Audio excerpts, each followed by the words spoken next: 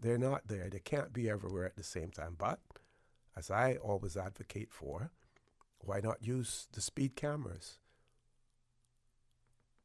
Why not do something to make those errant drivers on our roads more accountable as well? Make them more accountable. So, with that, for those of you who are celebrating a birthday today, we want to wish you a happy birthday. Or if you celebrated one over the past few days, a belated happy birthday to you as well. And to remind you that For the Record birthday shout-outs brought to you by Coca-Cola, who are proud to support your birthday shout-out. Coca-Cola is available across the Cayman Islands from Tortuga Wholesalers. You should accept no substitutes. Taste the feeling with Coca-Cola. And by Superior Auto. Superior Auto, they keep your car in tune. Call them at 949-9570 or 525-9571. That last number, 525-9571. Those of you who have lost loved ones, again, we want to extend our sincere condolences to you. We hope and we trust that your faith will help to carry you through these extremely challenging times, and that the memories of your loved ones will be a blessing to you as well. Those of you who are ill and are either at home or at a medical facility here in the Cayman Islands or overseas, we wish you a speedy recovery. So, folks, I want to thank you for allowing Radio Cayman, and by extension, For the Record, into your homes, into your vehicles, as you traverse the busy roads of the Cayman Islands, into your places of work, wherever that may be. As you know, For the Record is a show produced by the staff and management of Radio Cayman, and it is geared towards keeping you abreast of issues as they arise and play out on the local, regional, and international scene. I am your host, Orrett Connor, and you're welcome to join me every Monday, Wednesday, and Friday from 7:30 a.m. until 10 a.m. During that period, our phone lines are open. Those numbers, 949-8037, 949-6990, or WhatsApp number 925-3261. YouTube, follow us simply by subscribing to Radio Cayman live stream. Email me at talktooc@gmail.com as well. So let's look at the birthday celebrations today. We see that Miss Marva Borden-Reed is celebrating her birthday today, as well as Miss Anna Hurlston and Miss Davina Thompson. They're all celebrating their birthdays today. Upcoming birthdays tomorrow, Charles Primo Ebanks will be celebrating his birthday, as well as Miss Dorley Wright will be celebrating her birthday as well. And then also tomorrow, Cassius Watson will be celebrating a birthday. So for today, happy birthday to Miss Marva Borden-Reed, Miss Anna Hurlston, Miss Davina Thompson as well. If you know someone who's celebrating a birthday or any other momentous occasion, please share that information with us right here on For the Record, or WhatsApp number 925-3261, and we will give them a birthday shout out, which is proudly brought to you by Coca-Cola, who are proud to support your birthday shout out. Coca-Cola, available across the Cayman Islands from Tortuga Wholesalers. You should accept no substitutes. Taste the feeling with Coca-Cola. Also by Superior Auto. Superior Auto, they keep your car in tune. Call them at 949-9570 or 525-9571. Before we go to the commercial break, we have a press release issued by the Coast Guard. I know on social media, when the government held a press briefing after the shooting at the Ed Bush playing field, some people were lamenting the absence of the representatives from the Coast Guard at that press briefing, and We have heard since then that, and some people should have known this, others we don't expect that they would know, that the Coast Guard, Cayman Islands Coast Guard, actually falls under the Commissioner of Police. So the Commissioner of Police, Commissioner Walton, was at the press briefing. So in effect, he was representing the Coast Guard at the same time. But when something directly needs to come from the Coast Guard, I'm sure that Commander Scotland is always there to represent the Coast Guard as well. So the Cayman Islands Coast Guard have pointed out, announced that they intercepted a drug vessel and arrested 2 men. So yesterday, that would have been on Monday, the 11th of March, while on patrol, a team of officers from the Cayman Islands Coast Guard intercepted a gray and blue-colored vessel with 2 persons on board engaging in what appeared to be criminal activity. Both occupants were arrested on suspicion of committing the following offenses: importation of ganja, and folks, listen to this one, importation of exotic birds. They have since been handed over to the Royal Cayman Islands Police Service for further investigation. Exotic birds. So with the vulnerable borders that we have, and it is extremely difficult to police borders when you are completely surrounded by water. And yes, we can avail ourselves to more modern techniques in terms of surveillance and everything, but a certain percentage is always going to elude us as well. But again, the fact that not only ganja, but exotic birds, and we know what is said about firearms and ammunition as well, and also illegal migrants to the Cayman Islands. Folks, with that, we're going to take a commercial break. When we return, we will have in the studio with us the Honorable Kenneth Bryan, Minister with Constitutional Responsibility for Tourism and Ports, in the studio. So don't change that dial. Please stay tuned for the record. We'll be back shortly. The Cayman Islands boasts of a long, colorful, and rich history. In tribute to our roots, Radio Cayman, the voice of the Cayman Islands, is pleased to bring you the Historical Vignette Series, brought to you by Rotary Central. For more than 110 years, Rotary members have used their passion, energy, and intelligence to take action on sustainable projects. The Cayman Islands, He hath founded it upon the seas. Geraldine Melba Grant, Certificate of Honor, 1912 to 2004. Nurse Grant performed dedicated service to the people of the Cayman Islands for 40 years. She was often away from home for days at a time, caring for her patients. She has received awards from the West Bay and Georgetown Seventh-day Adventist churches, 50s Club Cayman Islands, and Commonwealth Parliamentary Association, as well as the Certificate and Badge of Honor. Nurse Grant never let a patient's lack of money impair the quality of medical attention given, even though she and her own family made many sacrifices as a result. She was the sole provider for her family of 4 children, and she physically helped her uncle build their family home. When she wasn't nursing, she worked long hours plaiting thatch rope, which she sold to earn extra income. She delivered 200 babies, more than half of whose parents could not pay her for her services. She successfully nursed 7 people with typhoid fever, at least 4 of them unable to pay. She is a prime example of selfless, honest, and hardworking Caymanian whose name appears on the Wall of Honor. Radio Cayman's Historical Vignettes was brought to you by Rotary Central. For more than 110 years, Rotary members have used their passion, energy, and intelligence to take action on sustainable projects. The 17th Annual Bill Rudy Rotary Central Science Fair, Saturday, April 13th.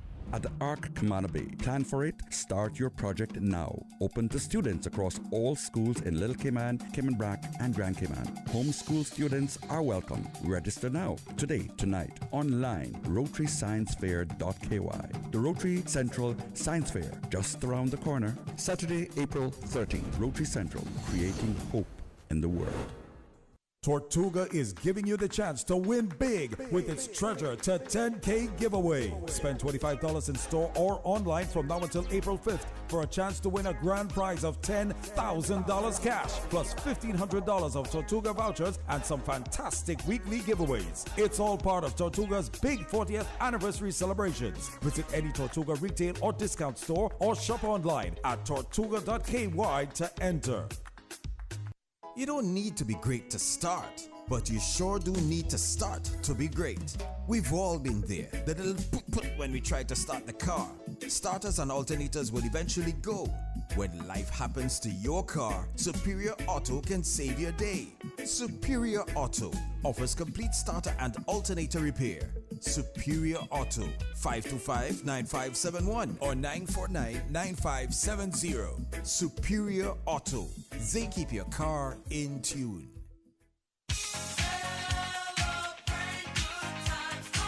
It's Digicell's 20th birthday bash, and you're invited. We are giving away 20 phones for 20 years. Win an iPhone or a Samsung smartphone as part of our anniversary celebration. Simply spend $20 or more at Digicell, or be an active postpaid customer, and you could be our lucky winner. It's our way of saying thank you for 20 incredible years of connection and support from our amazing customers like you. Don't miss out on this epic celebration. Go to your nearest Digicell store today and join the party. Digicell, better connected. Can you imagine your home completely organized? At Brand Source Custom Closets, we can. We specialize in designing and building custom closets and storage units for any room in your home, including the garage. With tailored designs and custom LED lighting solutions to fit your lifestyle and budget, our custom closets expert is committed to enhancing the value of your home with a solution that is uniquely yours. Visit our showroom or call 623-6774 to schedule a no-obligation appointment with our design expert. Brand Source Custom Closets, 209 Dorsey Drive, Industrial Park. Government school registration for the 2024-2025 academic year opens online on March 1st. Enrollment is based on a first-come, first-served basis with established priority categories. So please, register your child early to maximize your chances of getting them into a school within your catchment area. To learn more or register your child, please visit schools.edu.ky by June 30th. This message is brought to you by the Department of Education Services.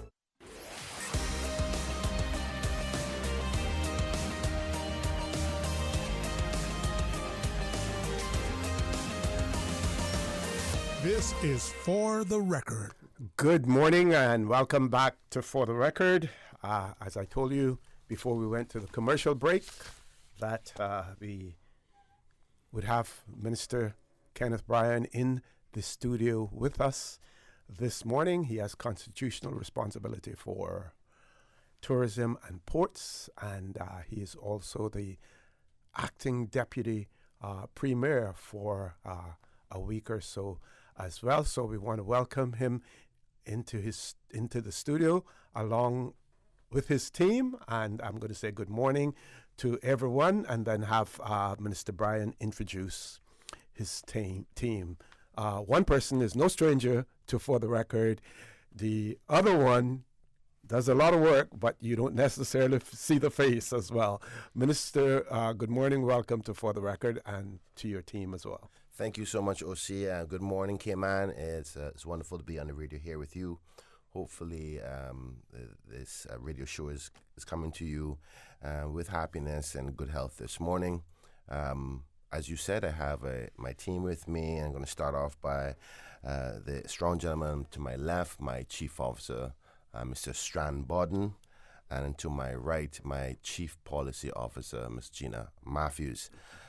Today's hope is to discuss a couple of things that have been in the public domain in respect to tourism, particularly some questions that came to Parliament by the Honourable Opposition Leader and Deputy Leader, as well as some articles that was in the paper in respect to tourism by a very prominent economist, Ms. Marla Dukerin, and as a result, Cayman Compass did an article based on her report, as well as the Auditor General's report on CAL, which I have constitutional responsibility for.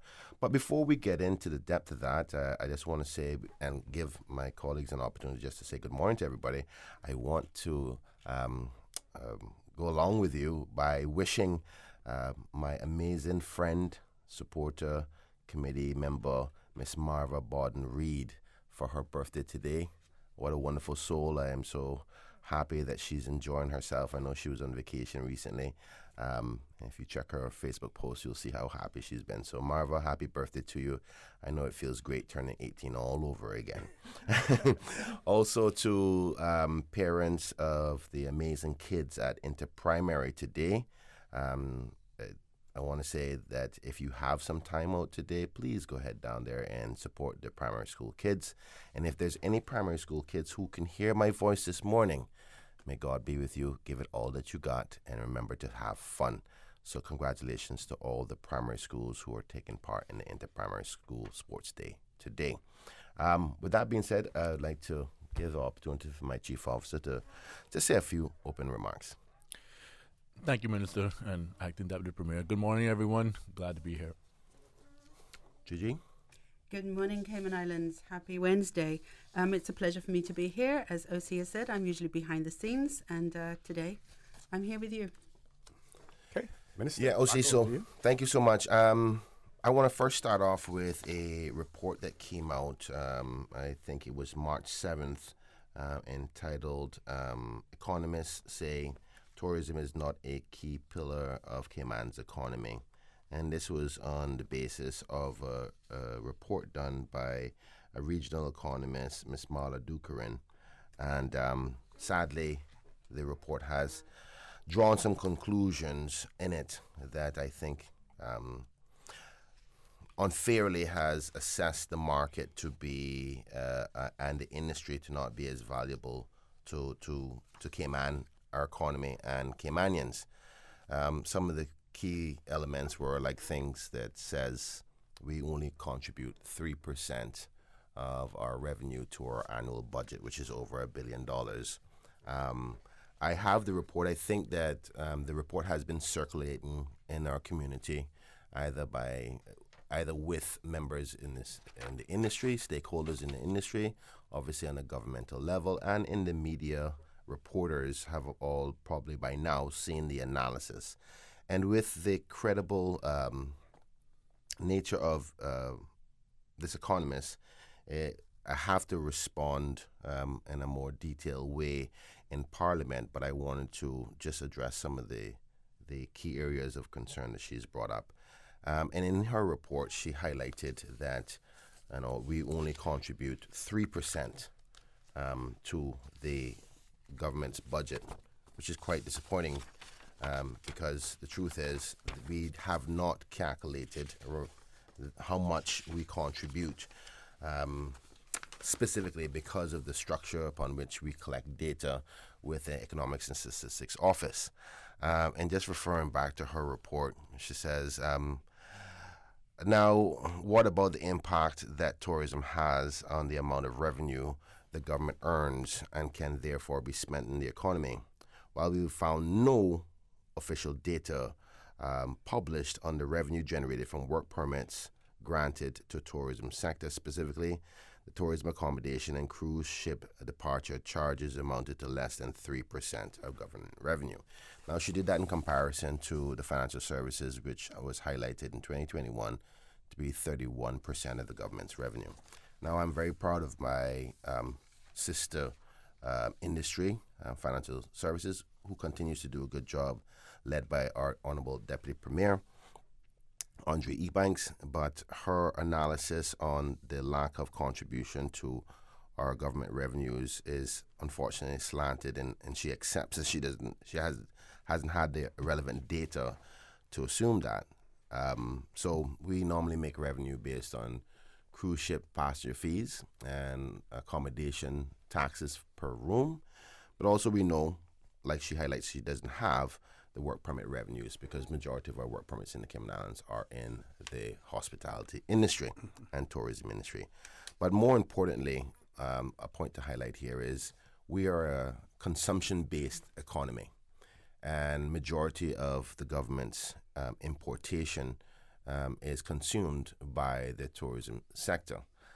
Now, unfortunately, I do not have all the data here available to say specifically how much of that can be categorized directly specific to tourism, but I think the average person knows, just based on consumption of goods, that with 1.5 million, even in down times like now, where we haven't met exactly our 2019 numbers, and our crews are down by 30%, just under 1.5 million people consuming goods in the Cayman Islands for 1 year is still a tremendous amount.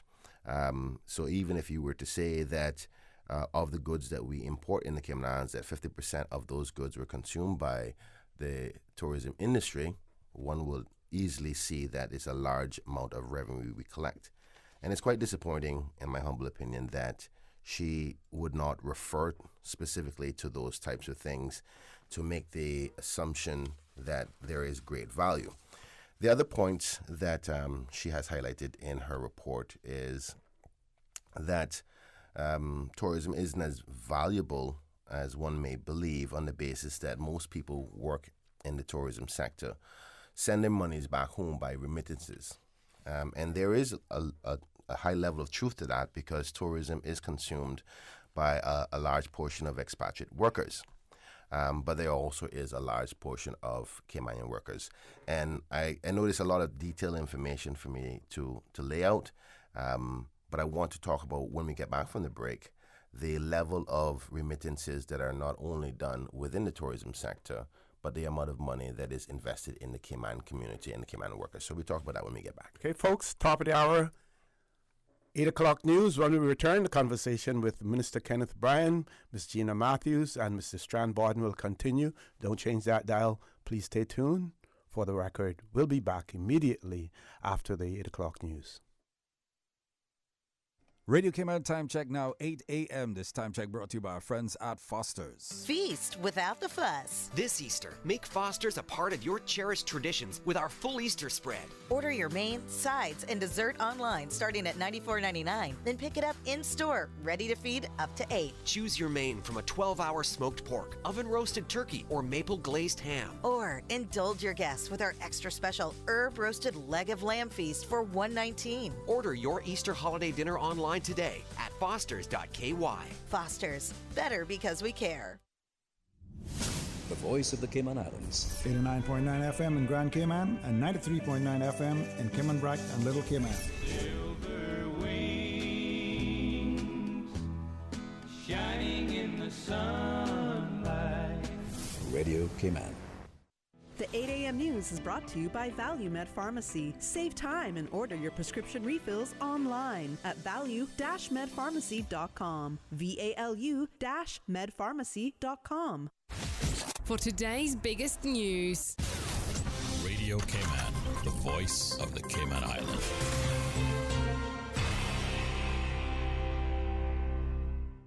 With your latest news, I'm Carsley Fuller.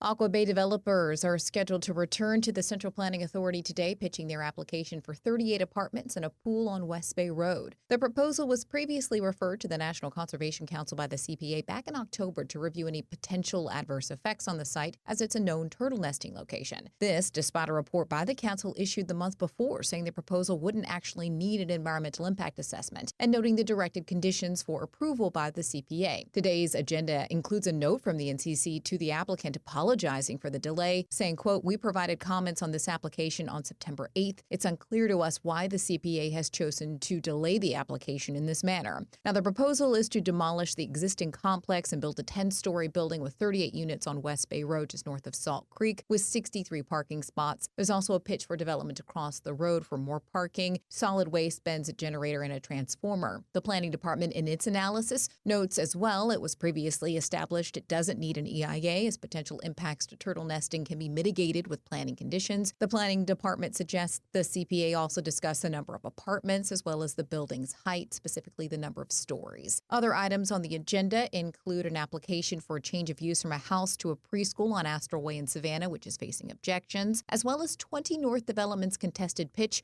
for 95 apartments, cabanas, pool, and a gym on Willie Farrington Drive in West Bay. Back in August last year, the CPA refused a similar application on the basis that the applicant failed to demonstrate the site was a, quote, suitable location for apartments. You can find the agenda for today's CPA meeting, which is open to the public, at planning.ky.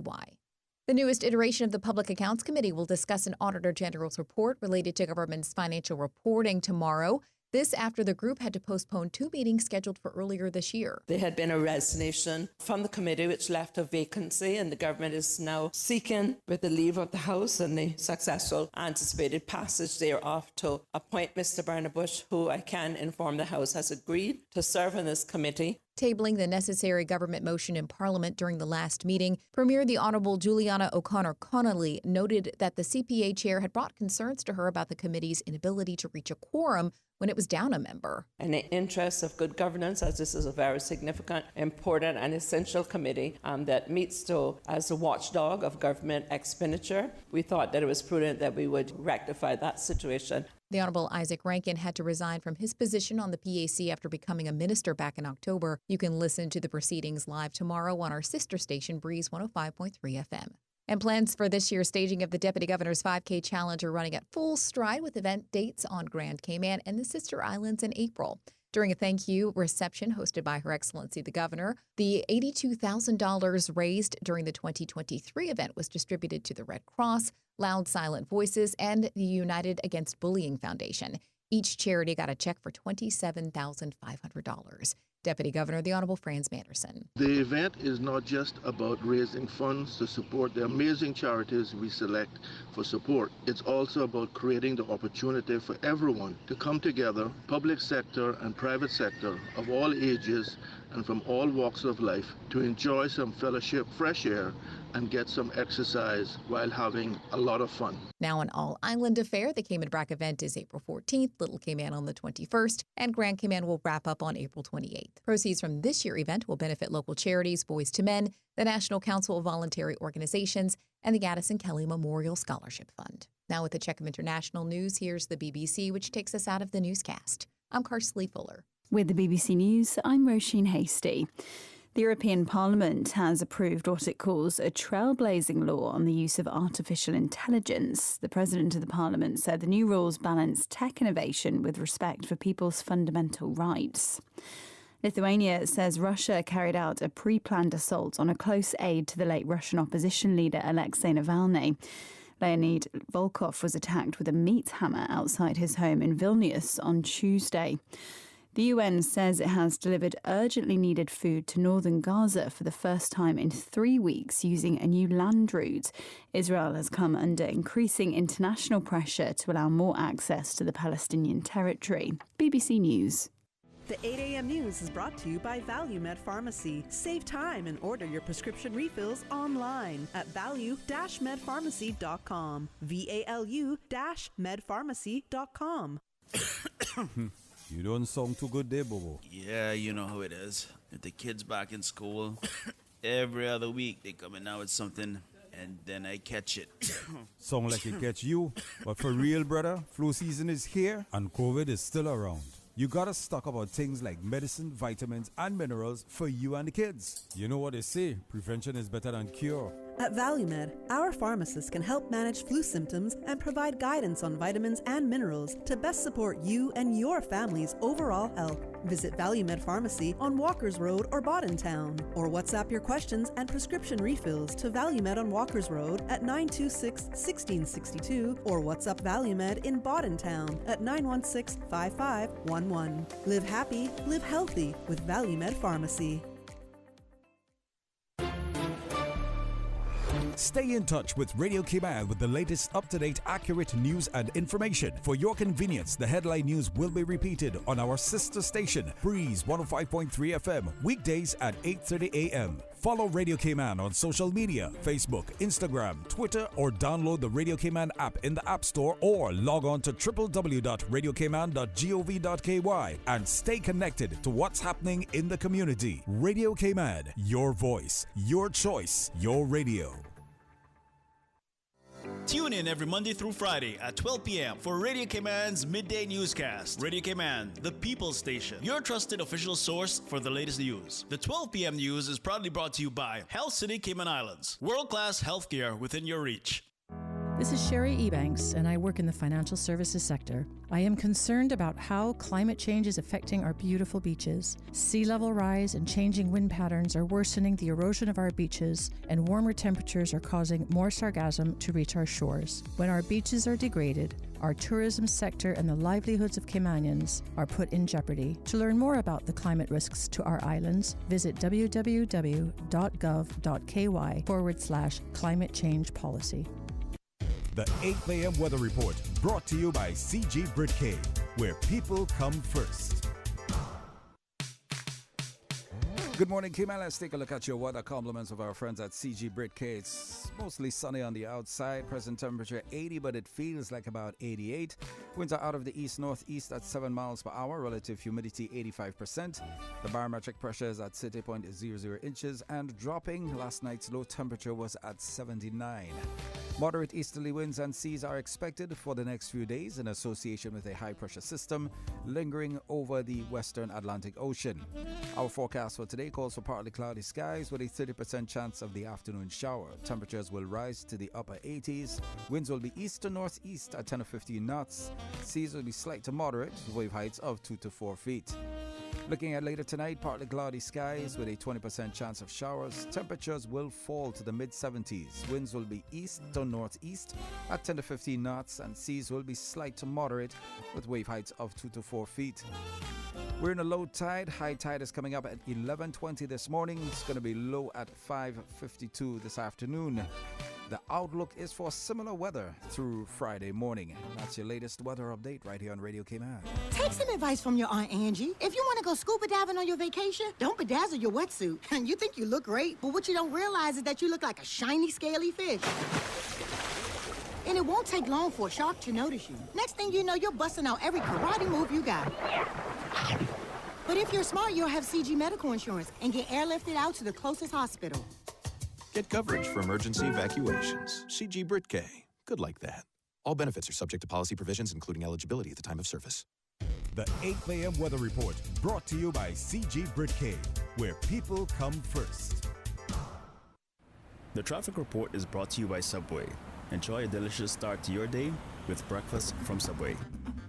Good morning, my friends. Let's take a look at your traffic situation at the moment. Of course, traffic still along south, going through South Sound and especially along Walker's Road. We're seeing traffic there. And of course, traffic building up along South Church Street leading up to Seafarers Way. Lots of traffic in that area. And of course, some traffic along Seafarers Way as you continue north towards North Church Street and onto West Bay Road. A little bit of traffic heading out of, towards West Bay Road. And of course, we are seeing traffic along the Linford Pearson and Crew Road as well. Bobby Thompson Way experiencing that traffic. And remember, there are 2 cruise ships in ports. We'll have visitors ashore. We're catching the sights and sounds of Georgetown. Looking at Shen Road, we're seeing some light traffic at the moment. Of course, Edward Street down to 1 lane. And of course, some traffic along Eastern Avenue, and also looking at traffic along Godfrey Nixon Way, feeding in from the Butterfield roundabout. Heading towards the airport to catch a flight, very light traffic in that area. Huldah Avenue, yes, experiencing traffic as well as you head towards the CNB roundabout. And of course, Cayman, Brack, Little Cayman, minimal traffic this time of the morning. It all eases up as the morning progresses and then gets busy, a little busy again just after 12 o'clock as you head on out for lunch. We'll have a traffic report for you then. Enjoy your morning. Stay safe, my friends. From boat days to beach gatherings, Leave the catering to Subway. Choose from small and large sandwich platters, double meat wrap platters, and top it off with optional cookie platters for dessert.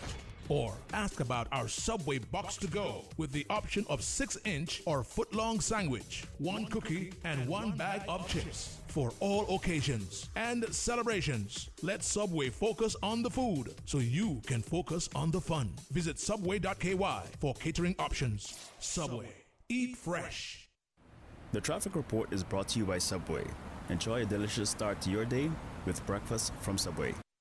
You know, as a little girl, I dreamt of traveling to faraway places and foreign lands. I tell you what though, no more dreaming. I'm going flying with Cayman Airways. How blessed are we in the Cayman Islands to have a very own national airline? Girl, you can fly to so many international destinations without the hassle of connecting flights. On top of Jamaica, Cuba, and Honduras, you got non-stop flights from Cayman to New York, Miami, Tampa, and even Denver, Los Angeles, Panama, and child, they now have Barbados. Going to be a little cafe con leche and Hollywood Squares for this old gal. Make your travel dreams come true with Cayman Airways, offering non-stop flights for non-stop adventures in Panama, LA, and many more places in between. For details and to book, call 949-2311, contact a travel agent, or visit CaymanAirways.com. The 17th Annual Bill Rudy Rotary Central Science Fair, Saturday, April 13th. At the Arc Camana Bay. Plan for it. Start your project now. Open to students across all schools in Little Cayman, Cayman Brac, and Grand Cayman. Homeschool students are welcome. Register now. Today, tonight, online, rotarysciencefair.ky. The Rotary Central Science Fair, just around the corner. Saturday, April 13th. Rotary Central, creating hope in the world.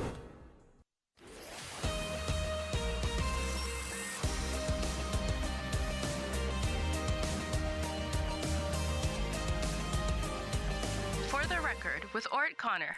Good morning and welcome back to For the Record. It is my pleasure to have in the studio with me Honorable Kenneth Bryan, Minister responsible for tourism and ports, including Cayman Airways, his Chief Officer, Mr. Strand Borden, and his, Chief Policy Advisor.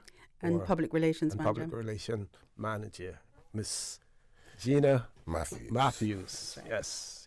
So anytime you see that I am I'm doing so well, she's usually the power behind it all. And she doesn't like to get any credit for it, but she's amazing in that respect. OC, before we went to the break, we were talking about this report done by the regional economist, Ms. Marla Dukerin, which has been reported on by Cayman Compass, and I think Mr. James Whitaker has done accurate reflection of what she has suggested in this report. And I'm the more I read the report, the more concerned I get. And one of the questions I ask myself is, who asked her to do this report? Because it's not common practice whereby economists will just go doing reports on countries just for no reason. Especially a country where you really don't have any visible links to. Correct. And also, I can't confirm that anybody in government paid her to do so. And if somebody in government paid her to do so, then it would be the government's data, the taxpayers' money.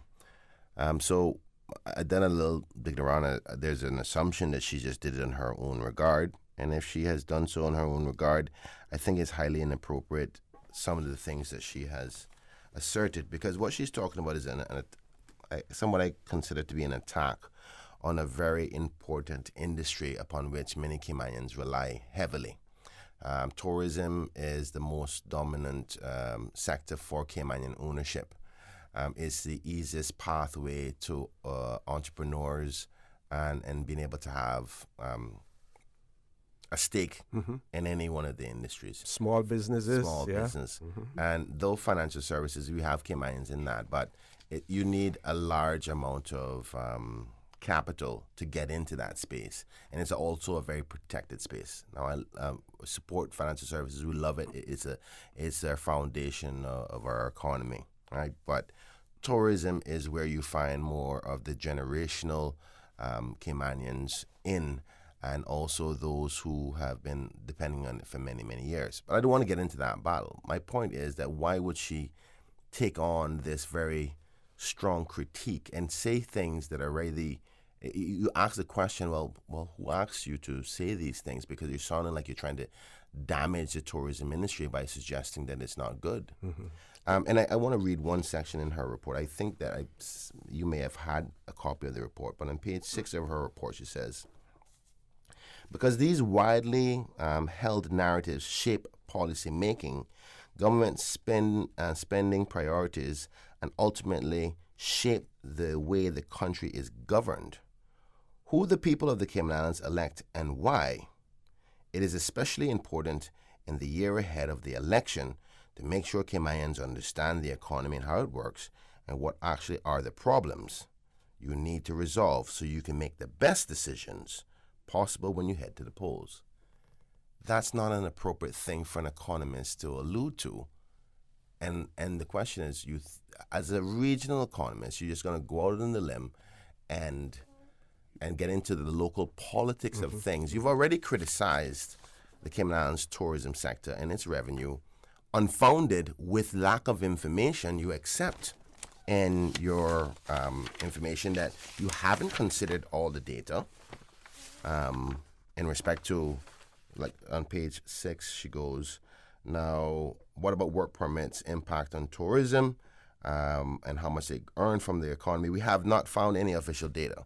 But you recognize you don't have the data. The data is there. Granted, I'll accept that we do a very terrible job with the categorization of information that we get. And I'll talk about a system that I want to do within the ministry and within government to help with the quantifying the value of tourism a little bit later on. But she knows that there's information available. She knows that it's a consumption-based economy. She knows there's work permit revenue, but you're only going to use data which so happens to be a very small amount in comparison to make a conclusion, which, people will see you speaking from the Bible because you're a regional value as an economist. You're a respected economist. So when you come to a conclusion, people in this society will say, well, this regional economist has said this. This got to be gospel. And a politician's got it wrong. Look at what that woman said. Right? That's what will happen. But your conclusion is based on information that you, in my humble opinion, just left out for what reason I don't know. And then when I read these tones of potentially trying to undermine the element of tourism, as well as indicating people of how they should vote and bring into attention election. This is that only one. There's one section in the report that she talks about the election, but there's another part in it, and it makes me ask the question: who asked you to do the report, and is this report something that has been paid for by individuals to undermine tourism? I mean, if she were a politician of sorts, then she could easily be accused, and rightly so, of interfering in the internal affairs of a country by talking, about what voters, should be taken into consideration when they go to the polls. Exactly. It's like choosing sides, even though she hasn't said, what side that she's on. Exactly. And there's another comment she made about avoiding further subsidizing the sector. I think that's, when you use words like subsidizing, you can show there is an intent of undermining. The government doesn't subsidize tourism. Now, granted, we have spent a lot of money on the stipends throughout COVID because our Caymanian people didn't have any work coming in, and we were there to support our people. If that's what she's referring to, I don't think so, because she hasn't said that. I think she's talking about on a holistic scale. But it can show there's an intent to suggest that tourism isn't valuable. Now, I don't know if she wants to tell the tens of thousands of Caymanians whose livelihoods generational livelihoods depend on it. The grandchildren whose grandparents have been in tourism for decades, and they are now a part of their family business, or the new Caymanians who have just opened a business and invested the little bit of pension funds or any bit of savings they've had into this business to undermine this industry. The other part that is really interesting, OC, is that rightfully so, there's a big boosting of the financial services and suggesting that financial services is the end-all be-all, which I would dare say it does an amazing job, and I'm proud of my deputy premier and his fight in respect to international pressures and so forth and getting us off the list and likewise.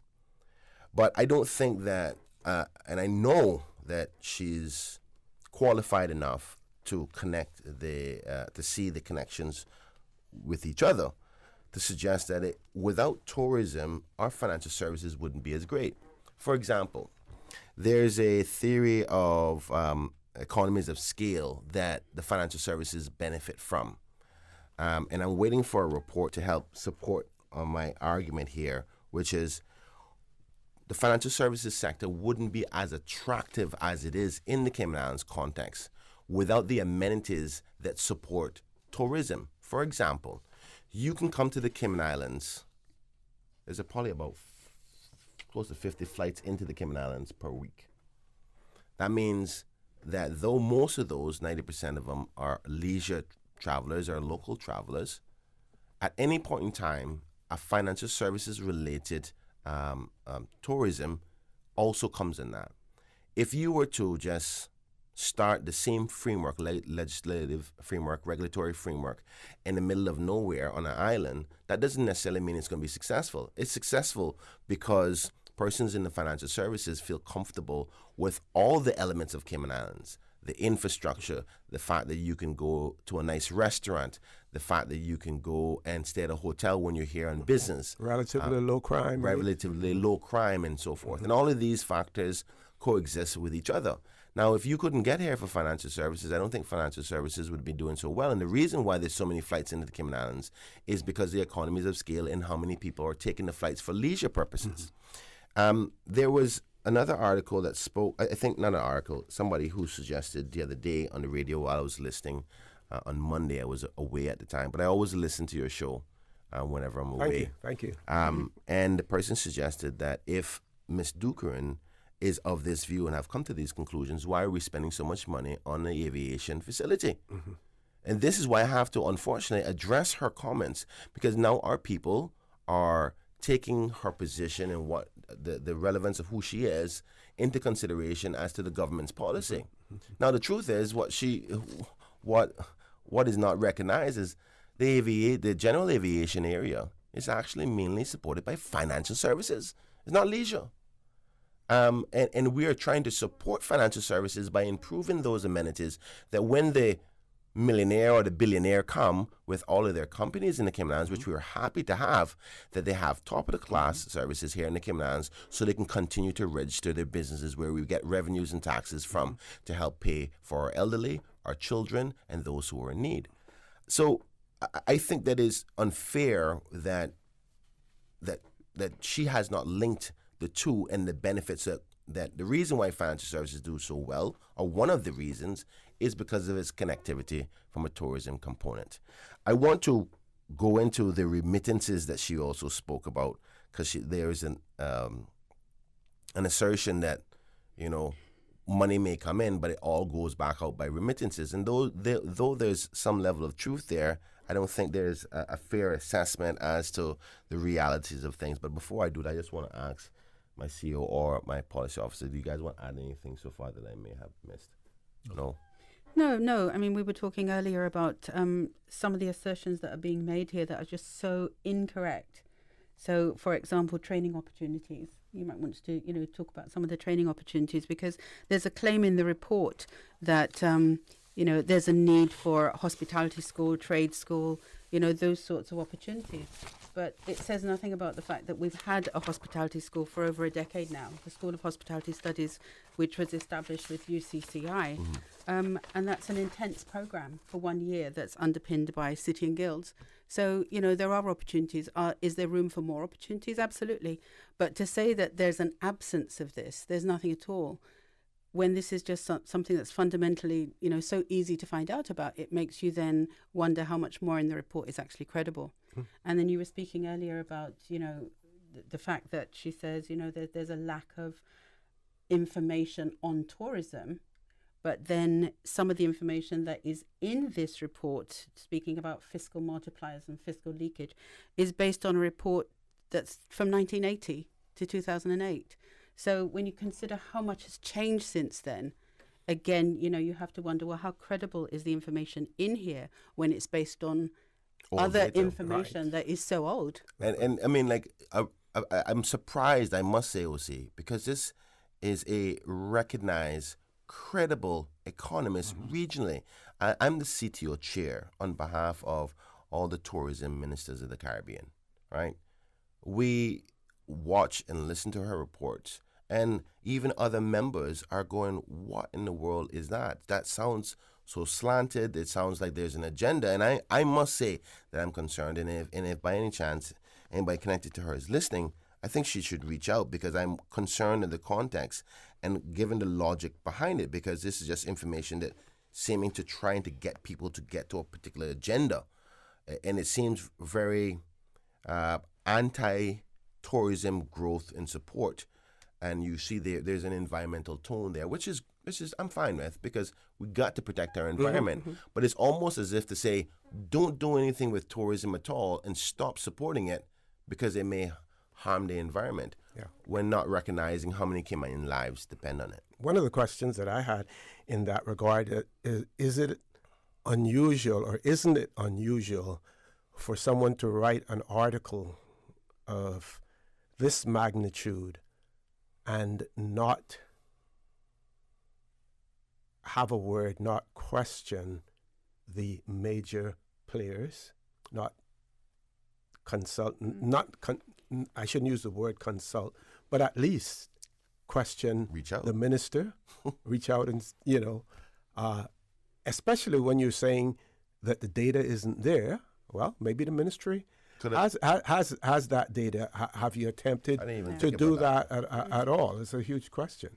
You know? Well, I think that may be because that wasn't the intention. It wasn't about getting the facts and information. I think you can tell, and anybody who wants to get a copy of it, I'm quite sure if you Google Ms. Marlon Dukerin and the title of the report, because I know my industry members, stakeholders within tourism, has concerns about the report as well. But it says, Unleashing Cayman's Potential, a Journey Towards Prosperity and Unity. That's the name or the title of the report. And it says prepared by Marlon Dukerin at marlondukerin.com. And I think that those who have a vested interest in tourism should read it and should question, where is the genesis of this report? I didn't ask her to do it. I'm not aware if the former premier asked her to do it. And if she has been asked to do it by government, it seems, anyway, I'm not even going to make that speculation. Right. What I understand, or what I've been told, is she just likes to do this sometimes for countries just free of cost. I find that to be rather interesting, in my humble opinion. We're going to take a commercial break, folks. The conversation will continue. Don't change that dial. Please stay tuned. For the record, we'll be back shortly. So much happening so fast, too much. It is hard for me to follow my health care instructions. The private counseling with West Bay Pharmacy literally saved my life. At West Bay Pharmacy, we know how complex medications can be. Our pharmacists are delighted to offer you personalized one-on-one healthcare counseling, free medication review, therapeutic callbacks, and we will liaise with your physician to ensure you receive the best in quality medical care. Quality of life has a whole new meaning with the right pharmacy to support you. Thank you, West Bay Pharmacy. West Bay Pharmacy in Centennial Towers. Convenient quality care is just around the corner. Now you can WhatsApp your West Bay Pharmacy prescriptions to 516-0777.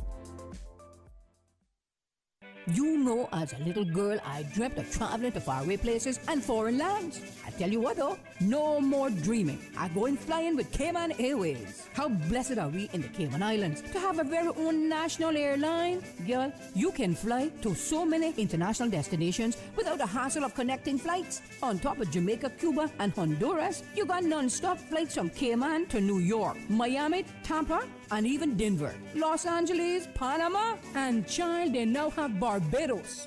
Going to be a little cafe con leche and Hollywood Squares for this old gal. Make your travel dreams come true with Cayman Airways, offering non-stop flights for non-stop adventures in Panama, LA, and many more places in between. For details and to book, call 949-2311, contact a travel agent, or visit CaymanAirways.com. Cayman Turtle Center is doing it again. Get ready to crawl, walk, or run. Lace up your sneakers and join us as we stride for conservation on March 17th at the 4th Annual Turtle Crawl 5K Walk Run, hosted by the Cayman Turtle Center. For just $25, you can be a part of this incredible event with every step you take supporting the conservation efforts for the majestic green sea turtles of the Cayman Islands. Sign up today at turtlecrawl.ky and secure your spot in this unforgettable experience. We extend a huge thank you to our amazing sponsors: Advanced Fire and Plumbing, CG Britke, CUC, Gatorade, DMS Broadcasting, Blue Water Medical Supplies, Yanni's Photography, Double M Distribution, Corporate Electric, Cryo 345, and Radio Cayman. Join us bright and early on Sunday, March 17th at 6:30 a.m. at the Cayman Turtle Center. Register now and don't miss out on the fun.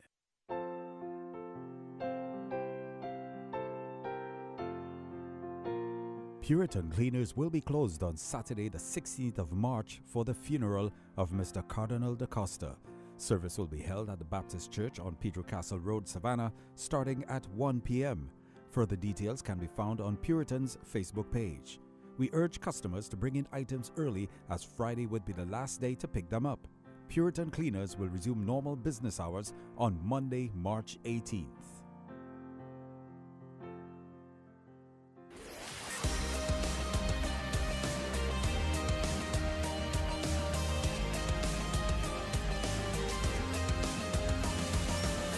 This is For the Record. Good morning and welcome back to For the Record. In the studio with me, Minister Kenneth Bryan, Ms. Gina Matthews, and Mr. Strand Barton.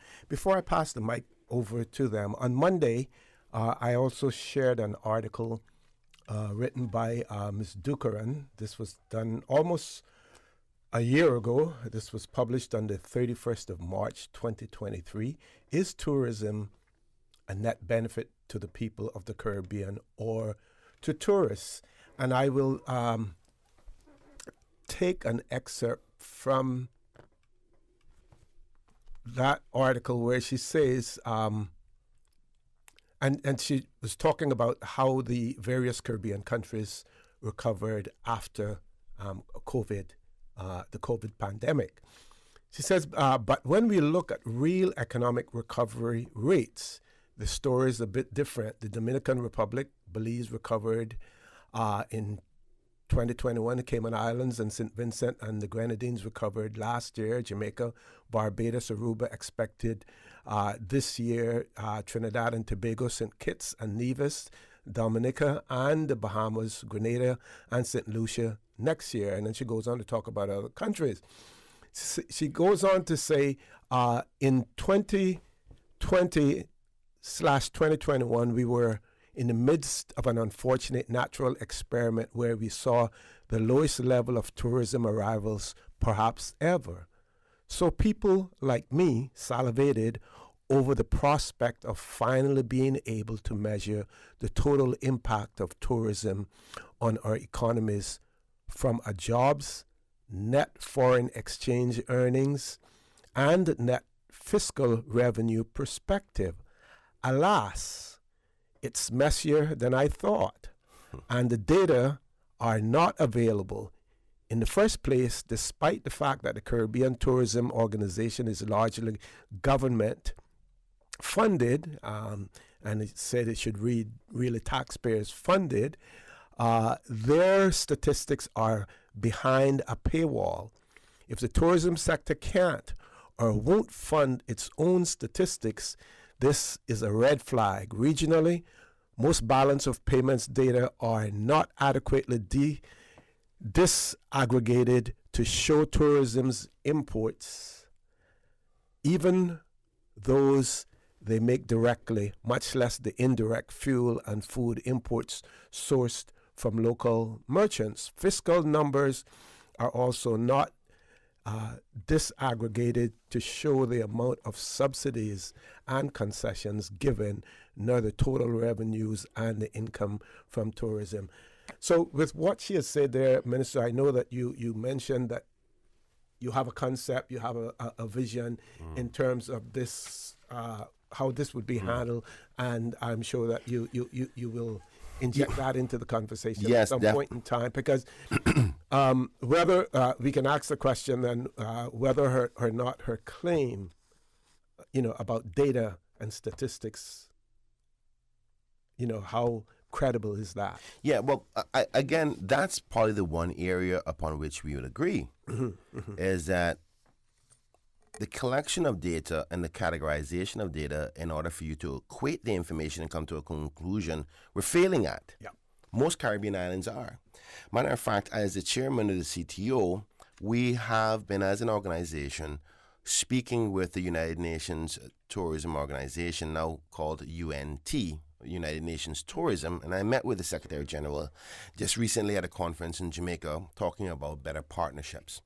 And one of the hopes in that is to work with Caribbean islands on better having systems in place to accurately track the spend on the tourism dollar, so you can do formulas to say, this is the value of tourism to our country.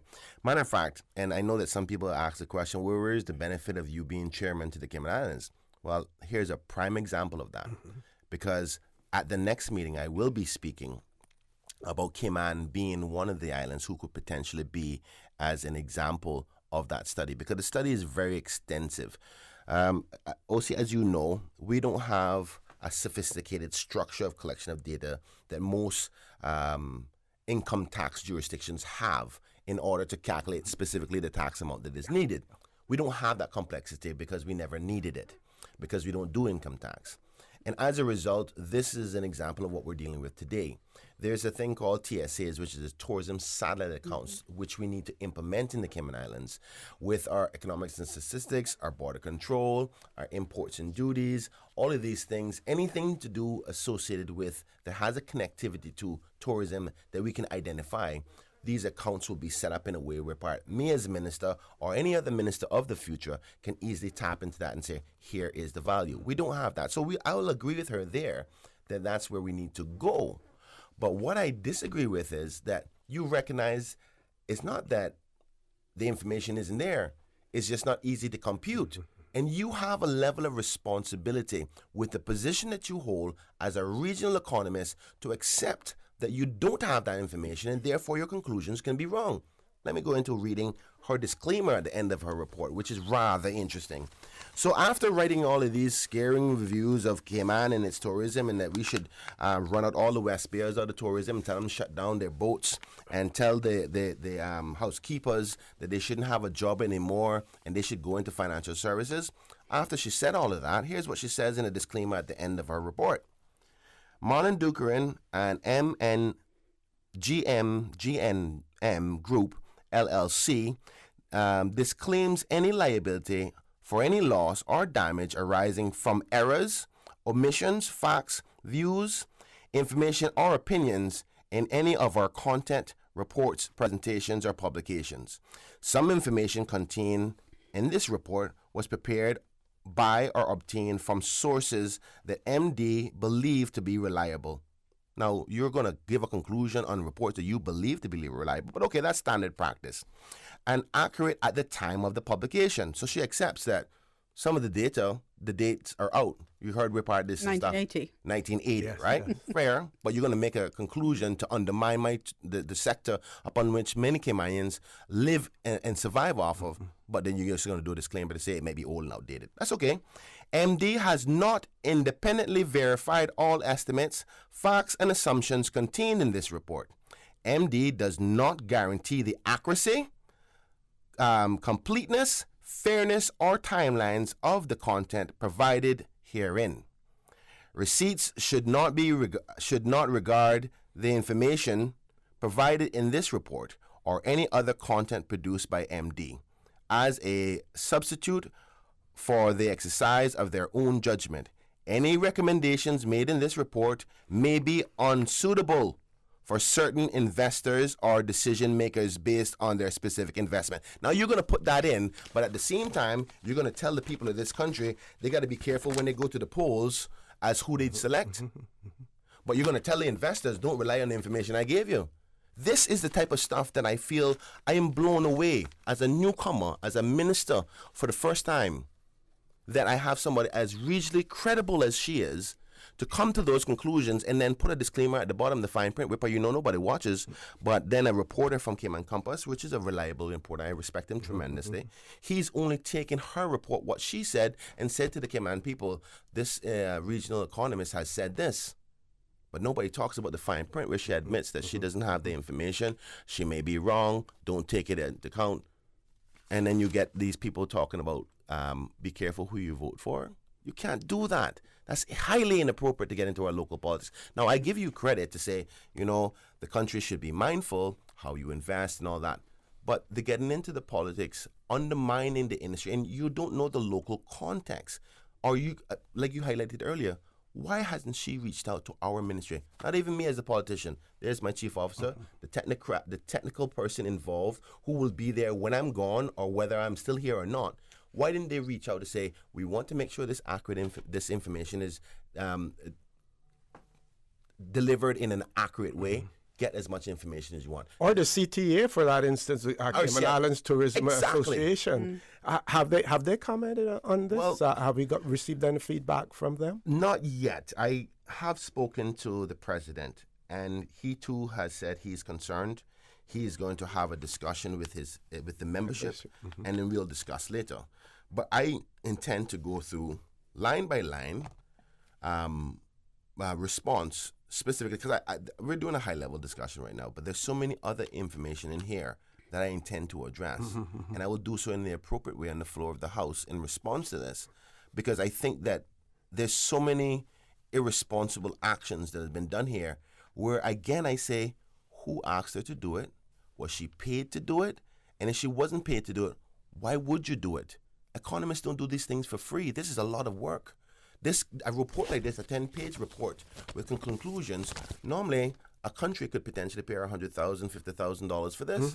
So I find it very hard to believe that she did it for free. And then if you read the whole report, you can see the tones in it. But the truth will come out eventually. Let me continue on with her disclaimer because she didn't finish, or it's not finished where I stopped. The report has been prepared solely for information purposes. Any opinions expressed in this report are subject to change without notice. After such a damning conclusion. And MD is under no obligation to update the information contained herein. The information provided by MD as a part of this report or online content derived thereafter is the property of MD and cannot be copied, reproduced, modified, republished, repackaged, posted, displayed, transmitted, distributed, redistributed, or sold in any other way, either in whole or in part, without the prior written permission and consent of MD. Now, in that disclaimer, she's obviously trying to ward off, any lawsuit in terms of defamation or otherwise. Is it any intent to seek legal advice? No, we're not going on that road. Why not? Why not? Because I'm sad because here's what we have. We have a Caribbean national who is a respected economist in the region. And globally, too, I would like to think so. I always looked up to her. I remember when I was in opposition and before I was elected, when I was a reporter, I know she's come to Cayman many times before, and she spoke, and I learned a lot of stuff myself. But there's a point where you go, okay, I'm going too far. Your opinion and your viewpoints, you can say this is my opinion, but you have to recognize, it's like reporters. When you speak, you better speak with truth because people expect you to be speaking the truth. In the same case with an economist, when you speak and the last thing she has in the conclusion, if you have a conclusion, people are going to say, okay, this is what you're supposed to be doing. Matter of fact, there's a section that says, so what to do next? Okay, I'm going to interrupt you there so we can take our commercial break. Folks, please stay tuned for the record. We'll be back shortly. Are you feeling sick but don't feel ill enough to go to the doctor? Ask your pharmacist for advice. Here at West Bay Pharmacy, our pharmacists have been trained to offer helpful, easy to understand advice on the treatment of everyday minor ailments for yourself and all the family. Anything from headaches, cough and sore throat, to cold sores, our pharmacists will know when medical help is needed and will not hesitate to refer you to your doctor if your symptoms demand it. Like doctors, our pharmacists have a professional code, which means all personal information you give them will be treated in the strictest confidence. Visit us today at West Bay Pharmacy, where we care about your health. It's Digicel's 20th birthday bash, and you're invited. We are giving away 20 phones for 20 years. Win an iPhone or a Samsung smartphone as part of our anniversary celebration. Simply spend $20 or more at Digicel, or be an active postpaid customer, and you could be our lucky winner. It's our way of saying thank you for 20 incredible years of connection and support from our amazing customers like you. Don't miss out on this epic celebration. Go to your nearest Digicel store today and join the party. Digicel, better connected. Every day, thousands of residents use our roads, and every journey requires responsibility. Our actions behind the wheel can have serious consequences. So let's make a commitment to safety. The Cayman Islands government invites you to take the Safe Drivers Pledge. The pledge is our opportunity to show our dedication to creating a safer environment on our roads. First, visit gov.ky/road safety/pledge. Read and check all the boxes, fill in your name, and click submit. It's that easy. Let's make our roads safer together and say no more for 2024. Visit www.gov.ky/road safety for more information and to take the pledge.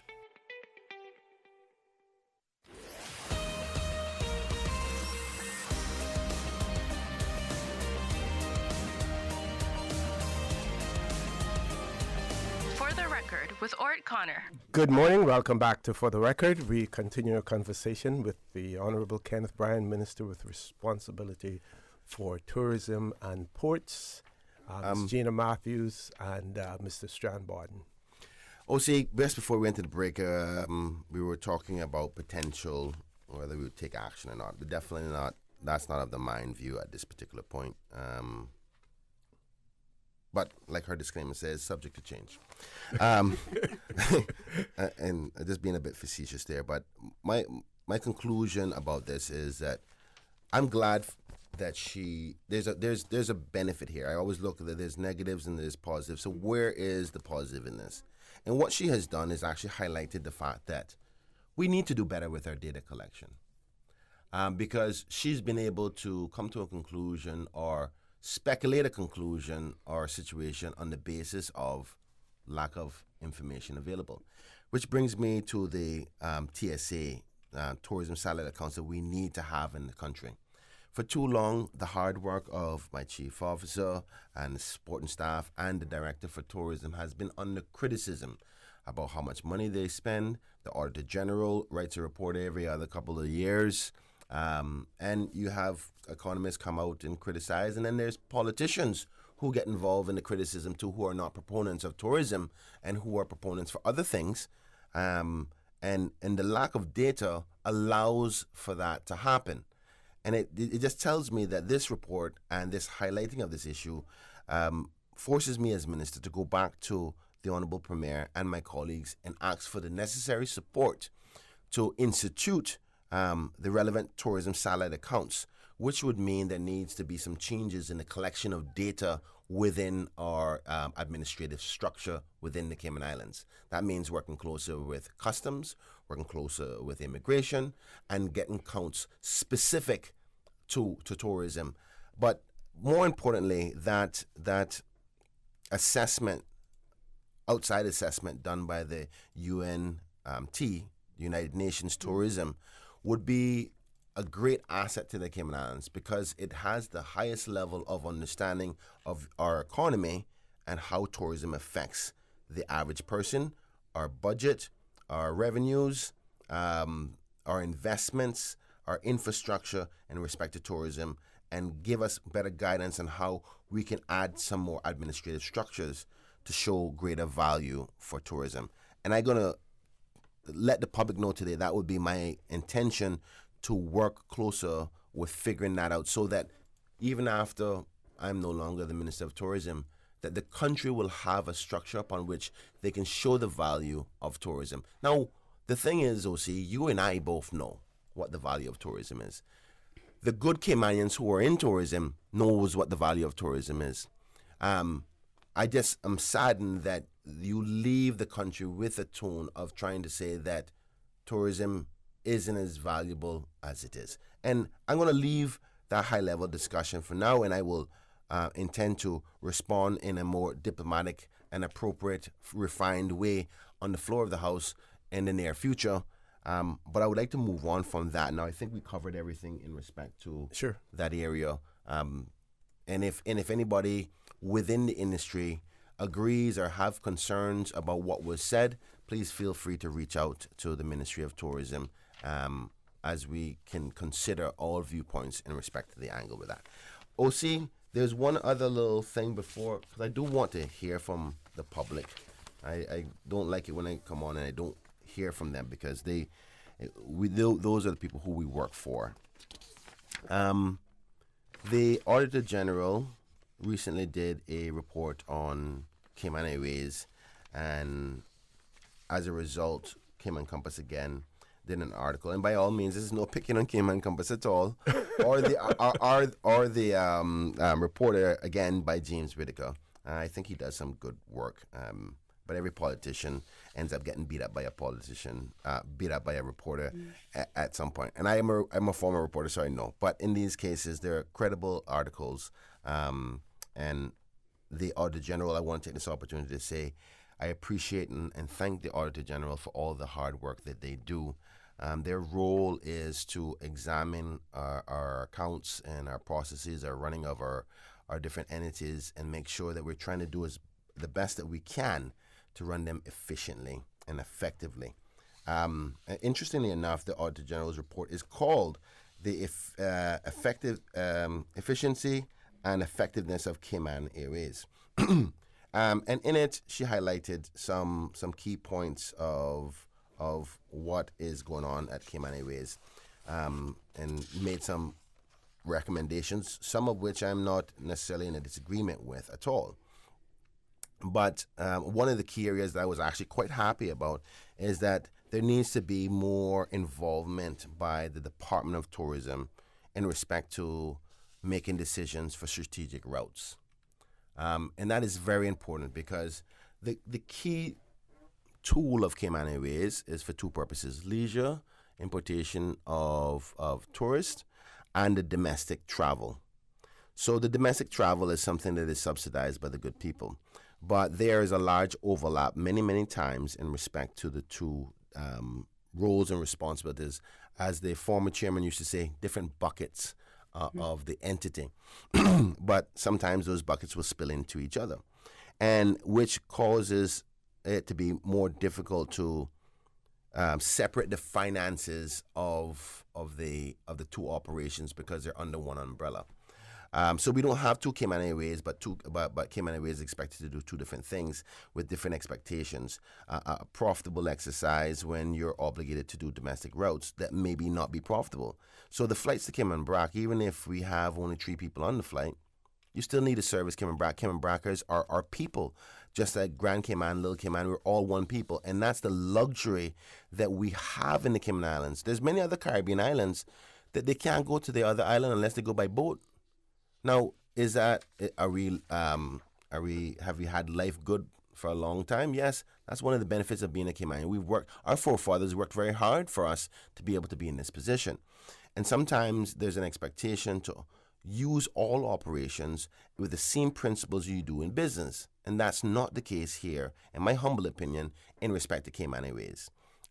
Though I encourage and I accept the encouragement by the Auditor General to be as prudent as you possibly can with the two buckets of responsibility that you have, I want the country to also know that there are other elements that are not always taken into consideration. For one, there was a element that in the report that talked about Cayman Airways subsidizing or having to get more supplementaries for the airline. And the truth is there was no supplementaries except for when we launched the LAX route, which was something that was strategically done. But for the general running of Cayman Airways, there was no supplementaries. So whether that one-time supplementary, upon which the money came from within savings within the ministry, and I gave it to them, so it wasn't like an extra cost to the government.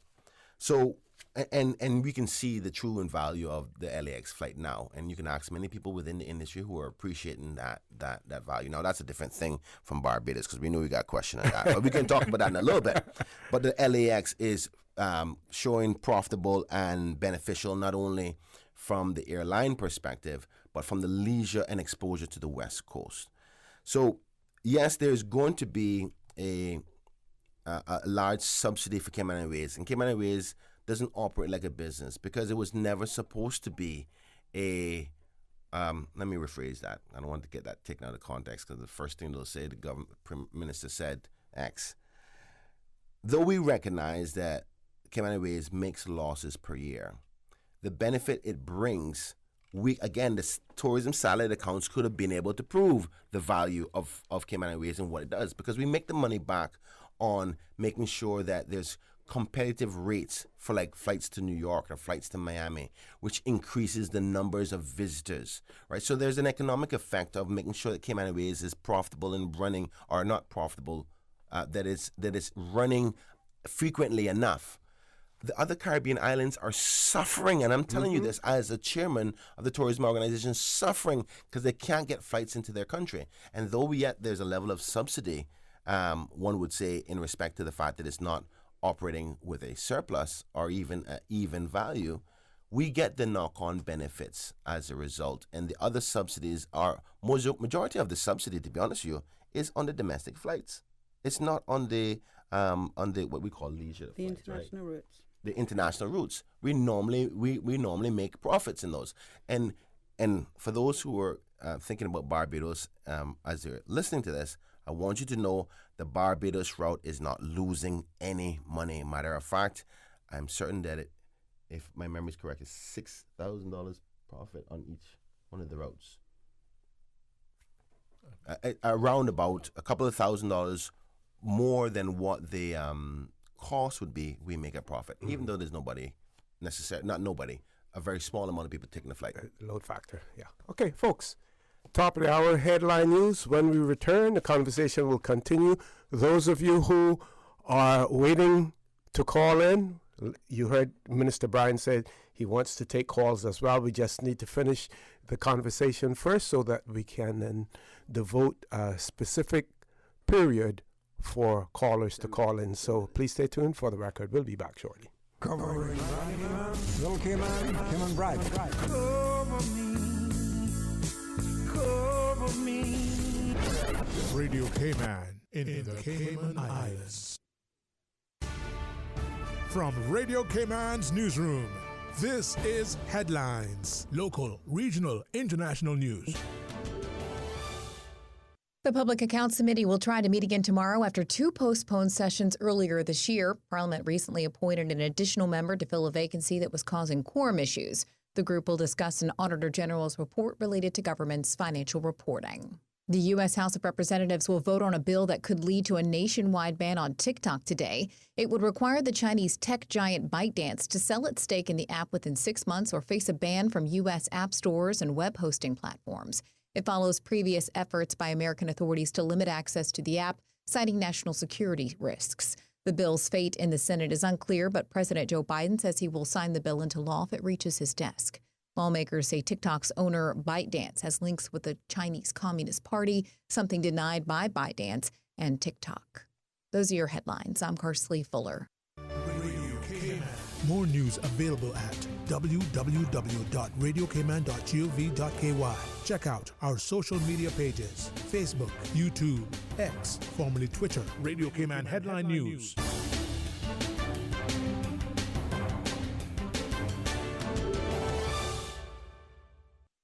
When you have a sports or fitness-related injury, trust the expertise of the HSA Sports and Exercise Medicine Clinic to get you back in the game. Our internationally trained and certified physicians specialize in sports traumatology, sports medicine, pain management, and orthopedic surgery. For treatment of common injuries such as tendonitis, arthritis, tennis elbow, rotator cuff, or knee tears, schedule a consultation with the Sports and Exercise Medicine Clinic at Smith Road Medical Center by calling 949-8600 or visit hsa.ky for more information.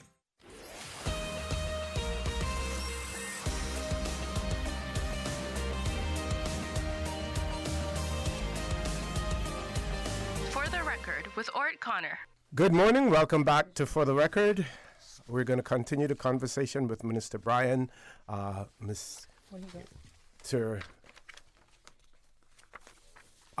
just want to let our callers know we will alert you as to when the phone lines are open so that you don't have to continuously call in and told that the phone lines are not open yet. We will let you know when the phone lines are open as well. Minister, back over to you. Yeah, OC, thank you so much. And I feel like I'm not giving my colleagues enough opportunity to speak.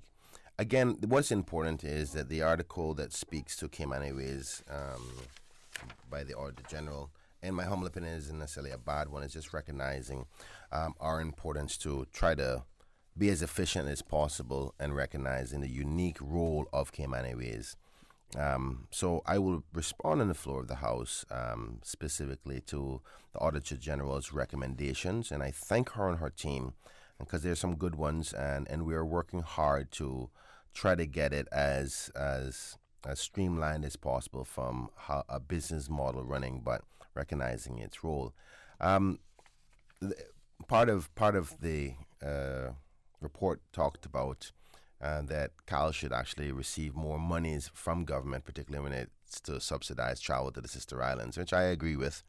And it's not that we're underfunding it; it's a matter of them trying to get as business-minded in their travels and forcing them to not say that they always have money coming in, and then therefore not make strategic tight decisions that you would have to be forced to face in the private sector. They're constantly under pressure of saying returns, and CEOs be like, listen, there's no money, the company can go under.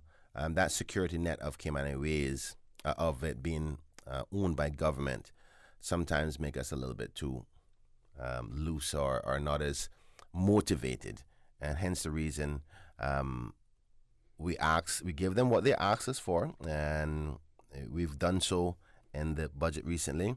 And if they need to have supplementaries for some reason or another, they would have to come to the ministry, and me as minister will go back to cabinet. And if I agree with their justification for any more monies. Now, sometimes monies could be as a result of, fuel prices increases. It could be because of fee increases in other airport destinations and the landing fees and so forth. Or a year where our lease is up and therefore we have to do a new lease, and therefore there needs to be a large injection or what have you. But some of the monies that we've been spending on Cayman Airways is actually to bring the entity in line with the Public Authorities Act. I think many people may remember that recently we've increased the benefits by way of salaries to the staff at Cayman Airways.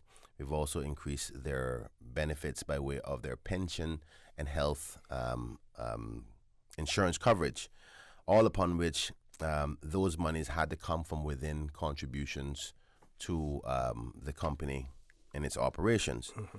And there is an outstanding matter of revenues that has been there for decades that I'm trying to resolve now to make sure that it also is paying its bills. You can't just collect the money and don't pay your bills and make it seem like you're actually making revenue. So cleaning up a lot of historical spending behaviors and payment behaviors is where I can see the Auditor General's justification of saying, come on, This company is important. It does great value to the country, but you have to be more efficient and effective. We recognize that it needs a level of subsidy from the Cayman Islands because of the tool that it does, but it doesn't mean it can't be running more efficiently. So I agree with her wholeheartedly, and I take it on, and I'll be meeting in the future with the board to say, listen, here's the recommendations. Give me a report back as what you intend to do about them. Do you think they're justified? And if there's ones that they don't think is justified, they can show me why and why not. Now, I wasn't involved in it because I'm the minister. I'm the policy maker. But my job is to accept this Auditor General's report as a specialist in this area with her examination, and then challenge the board of directors that I've appointed or the cabinet appointed based on my recommendation and say, you've been examined and these are things that they should do. Tell me why or why not this examination is good or not good, and if it is good, tell me what your plan of action is to resolve it. So this is a good exercise. I'll say thank you not only to the Auditor General and her team, but thank you to my Cayman Airways staff and team. They work hard. Are we all perfect? I can't wait. I haven't seen one person that's perfect on this planet yet, or any perfect company. We have always room for improvement, and we will get better at it, and that's my commitment. And I want to thank the Auditor General for her report, and even the reporter, Mr. James Whitaker, who wasn't overly critical, and it just flags the reality of we have to continue to improve everything that we have. So, with that being covered, I'm minded to take some questions now because I have gone through the 3 parliamentary questions on a call-in before. Yes. But if you think that I need to respond to them again in respect to the questions by opposition, I'll be happy to do so, or take calls, whichever one. Well, and we'll see what the callers have to say first. What I'm going to do, Paul, before we open up the phone lines, I have a few WhatsApp ones that I will read first. We'll go to the commercial break, and then at 9:15, after the 9:15 break, the phone lines will be open. So this person says, good morning, Mr. Bryan and guests. Okay, here's my 2 cents. Maybe there's something in what Ms. Dukaran is saying. They go on to say, at present, taxi service mainly owned by some questionable characters who seem hell-bent on destroying our tourism product. Poor people / permit workers are underpaid after having to pay for their work permits, insurance, pension, rent, and food, so they turn to criminal elements to subsidize, and they give examples and numbers and drug pills, etc. They do that to subsidize their income and expense. Let's talk about the remittance monies. Do you know that there are places where because they don't have a bank account, they can't get their checks changed. Well, people are changing the checks for $5, sometimes for free, and Cayman Islands dollars are leaving this country by the bag loads, so government nor banks are getting anything from this.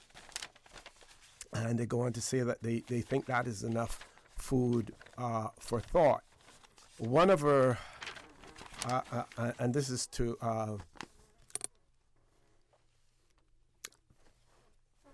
one listener said, good morning, Mr. Caller. Are the others with the Honorable Minister have anything to say? And I pointed out to them that both of you are civil servants. You're not going to get into the political fray, but you will, wherever the minister needs information or support, you will give it. But as loyal civil servants, you're not going to get into the political fray. So I've pointed that out to them as well. And I think I had another one. Let's see. Yeah, this one, Minister, and you covered it earlier as well, talking about the $45 million investment in general aviation. And the person says, surely such an expert like others have the tools and experience to explain economics in even the most adverse of circumstances. Like any audit sample, one does not have to draw all of the blood, so to speak. because they were saying, how can a minister say otherwise to a well-respected and credible economist as he is appearing to do right now? And you haven't questioned her qualities or qualifications as an economist. You're questioning the motivation behind this particular article. Correct. And I don't have to speak for you. You can speak for yourself. Exactly. I mean, and thank you so much, OC, for highlighting that. And granted, I encourage the challenge, because only by grinding of stones do we come to a more refined position. Again, I'm not questioning her capabilities to do it. Matter of fact, I'm depending on it. And that's what's disturbing, is that I know she is qualified to do so and capable, because I've seen other reports, which draws me to be confused on her conclusions and statements made in it. Where, I mean, if I think that most people would have to read the report. I'm not suggesting that the author of that text didn't read the report, but I would find it hard that somebody else wouldn't come to the same conclusions I've come to say, how can you make a reference, a conclusion, recognizing that you have not found the information within your report that you need to draw your conclusion, and the stakes that are the things that are at stake with your conclusion for the economy and policymakers, and then you make a reference to politics. So you're saying that politicians and voters should be mindful of my conclusions into the next election, but you recognize that your data could be skewed. If I am wrong, I'm happy to accept that I'm wrong, because I've learned something, right? But if I am not wrong, then that's highly irresponsible. People's lives depend on it. Food getting into your refrigerator depend on the things that come out of these types of reports. You got to be more. I don't have that luxury of being loose with my conversations anymore, because people's lives depends on the words that come out of my mouth, and vice versa for her. Yep. And one would question, if you weren't asked to do it, why are you doing it? Unless somebody did pay you for it. Okay, so folks, we're going to take the commercial break. When we return, the phone lines will be open. We're asking everyone to please be as brief as possible, because we want to cover as many calls as possible. Don't change that dial. Start dialing the numbers. 949-8037. That's a little bit problematic. 949-6990. That's working.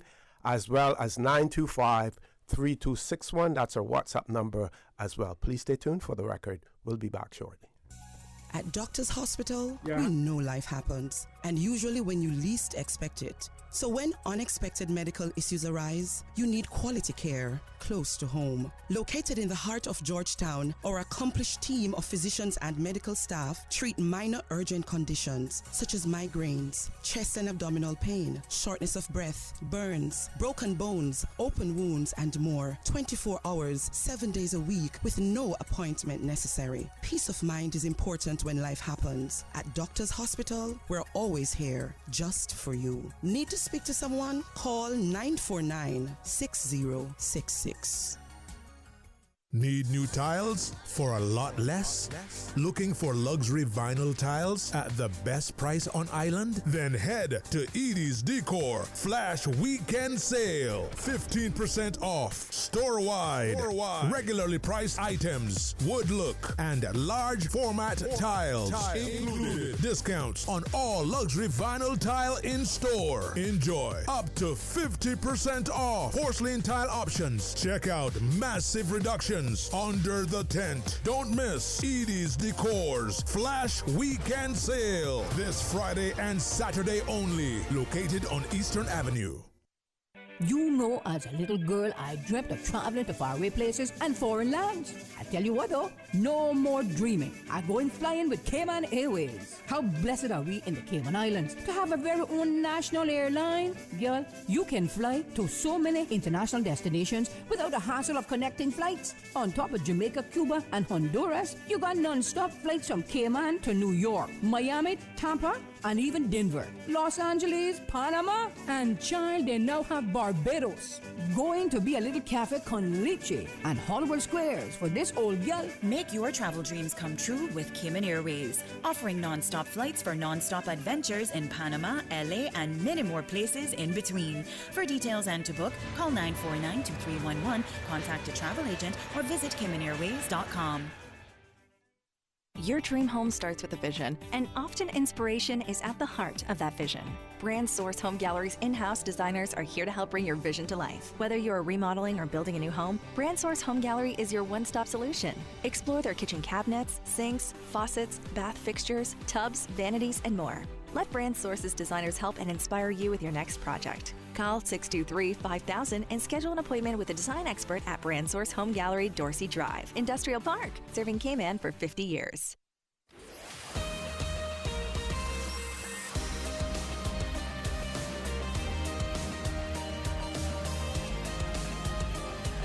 For the Record with Orrett Connor. Good morning. Welcome back to For the Record. In the studio with me, Ms. Gina Matthews, Mrs. Strand Borden, and Honorable Kenneth Bryan, Minister with responsibility for tourism and ports, including Cayman Airways as well. We do have a caller. Caller, good morning. Welcome to For the Record. Good morning, Mr. For the Record. Good morning, Doc. And good morning to the Honorable Minister and his guests. Good morning, Good sir. morning. Good morning, sir. I was waiting for about an hour to have a say, and I realized what it is being on the other side of the mic now. Right? How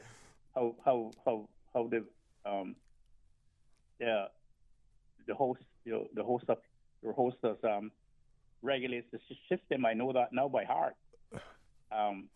But so I had a whole litany of things to say, but I will try to brief them by asking some questions.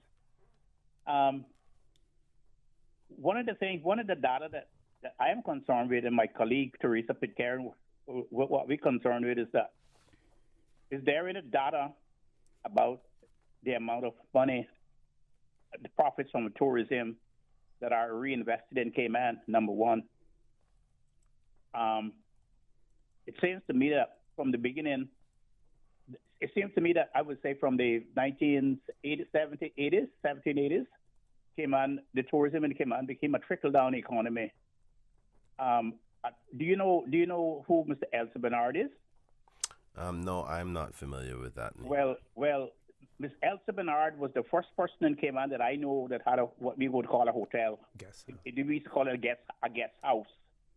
It's where all the dignitaries that came, the Grand Court judges, all those people that came to the Caymans would stay. That was owned by the Bernard family. Then there was Seaview, Turtle Inn, Bayview Hotel, Pageant Beach, and all of those places. When I was growing up, the only hotel that was owned by outside people were the Galleon Beach, owned by Greenall, and Tortuga was owned by the Buckstroms and all those people. All of the hotel facilities were owned by Caymanians. Caymanians worked there. Number one. Do you believe in PPP, public-private partnership? I do, sir. Well, perhaps you ought to make it a part of your platform in, next year as Minister of Tourism to start thinking about public-private partnership where private partnership and people in the Cayman Islands could own their own hotels like in some other countries so that the profits can stay here and can benefit Caymanians more. That's number two. Number three is the fact that the hotel industry is sort of a free for all. I noticed that your government was the person who authorized to have a minimum wage review, and the committee that your government authorized to give you that report came out and said that the minimum wage should be $8.75 per hour. And I noticed that the tourist industry people have rejected it. I haven't seen any statement from your government about that, whether or not you are going to tell them you're going to agree with them or you're going to tell them, no, our people have to get $8.75 an hour. And another thing is that most of the information that I have is that They are taking the gift that I give, that you give, that your guests and all the people give when they go to a restaurant or a tourist facility, the 15% that we give the people who serve us, they're taking that and repaying them a salary. That should never go in the hands of the owners of the tourists of the system. There should be someone who represents the employees to get that money, and that should be distributed by them, and that should be in some sort of legislation. It should not be left to these people to do that. That's the last thing. And the other thing that I want to say is that we have to get to the point where tourism becomes part of the economy, where people can depend on it, and where we can have some ownership in it. Right now, we have no ownership. We are just the stragglers and hustlers in the tourist industry. We were never that before. We were the owners of the tourist industry, and we got some good salary. People were quite happy, and people were waiting to get to go to work in the tourist industry. That's not the way it is now. So you need to make that part of your platform. That's what I would say if I was your advising you and to say to rectify all of these things. Thank you. Especially the data on how much profit from the tourist industry is being reinvested in Cayman, because it seems to me that a lot of the profit doesn't even come to Cayman. A lot of the money is paid in some other country, and all we get here is the little room tax from it, and the taxi drivers and the few people who work there. But other than that, the big bucks, that is banked someplace else and invested someplace else. So that's something that you should look into. I'm going to just hang up now and listen. Let somebody else get a chance to call. Thank you, Doc. Those are the summary of all the things that I wanted to say. Thank you, Doc. I'm going to try to be as brief as possible. And colleagues, if anything you want to tap into, please jump in. I'm going to deal with the minimum wage one first. The caller, Dr. McField, talked about Steve McField, that is, CETA rejecting the minimum wage recommendation. The caucus has not concluded its position on the recommended $8.75 CI dollars, and I would allow the Premier and the Minister responsible for Labour to be the first ones to speak on that, because I have to speak on a collective responsibility as Minister. But I am confident in the members that were compiled together for the Minimum Wage Review Committee. So there were, many of them were repeat members from the last time, and the government will be issuing its position on it in the near future. But I would like to respect the Honourable Minister for Labour and the Honourable Premier to make those very national announcements when the time is appropriate. But I acknowledge that we need to do it soon. In respect to PPPs, I agree with you, Mr. McField, in respect to having better partnerships like that. But I must say the general attitude in society, in the community, is don't like when government works with private sector on a lot of those things. It seems to be political and doesn't come off the best in the world, where there's usually government or private sector. And I think we should investigate more the benefits and educate the public to the benefits of public-private sector partnerships.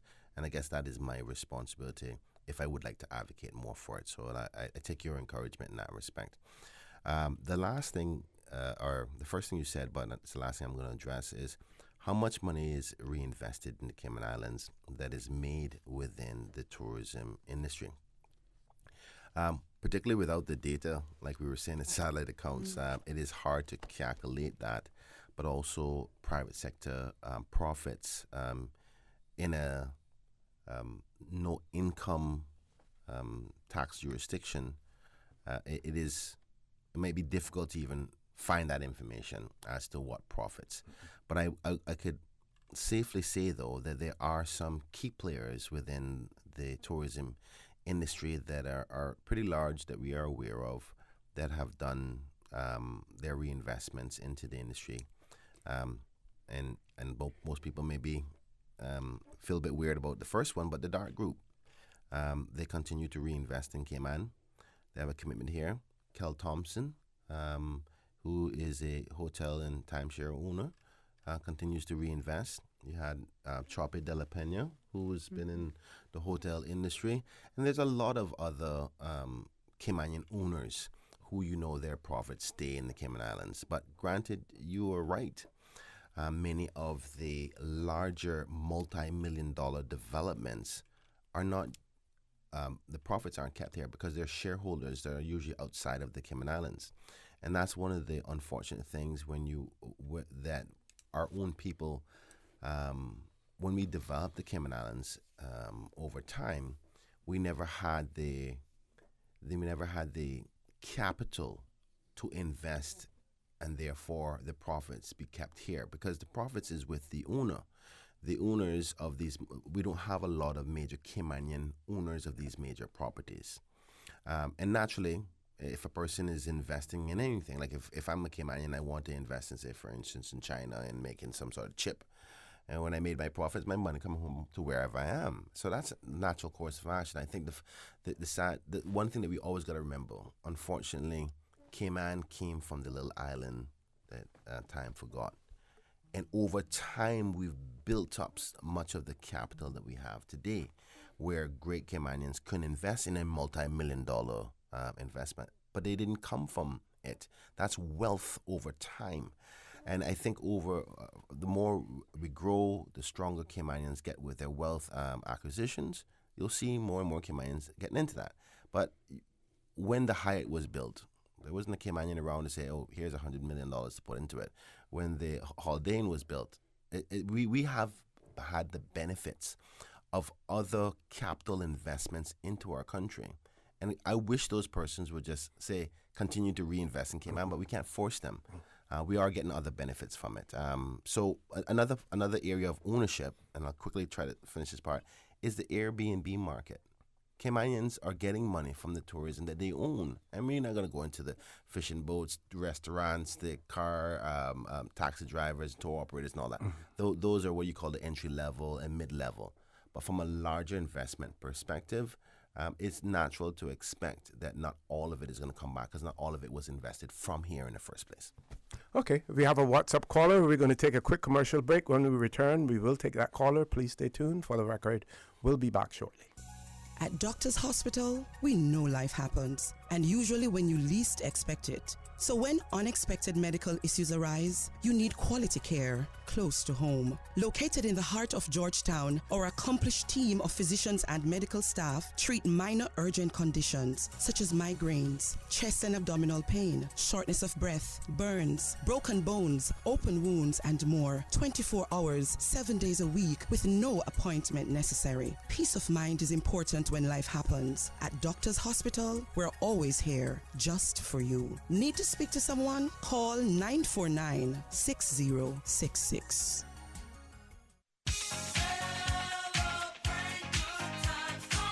It's Digicel's 20th birthday bash, and you're invited. We are giving away 20 phones for 20 years. Win an iPhone or a Samsung smartphone as part of our anniversary celebration. Simply spend $20 or more at Digicel, or be an active postpaid customer, and you could be our lucky winner. It's our way of saying thank you for 20 incredible years of connection and support from our amazing customers like you. Don't miss out on this epic celebration. Go to your nearest Digicel store today and join the party. Digicel, better connected.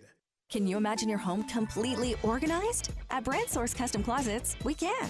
We specialize in designing and building custom closets and storage units for any room in your home, including the garage. With tailored designs and custom LED lighting solutions to fit your lifestyle and budget. Our Custom Closets expert is committed to enhancing the value of your home with a solution that is uniquely yours. Visit our showroom or call 623-6774 to schedule a no-obligation appointment with our design expert. Brand Source Custom Closets, 209 Dorsey Drive, Industrial Park.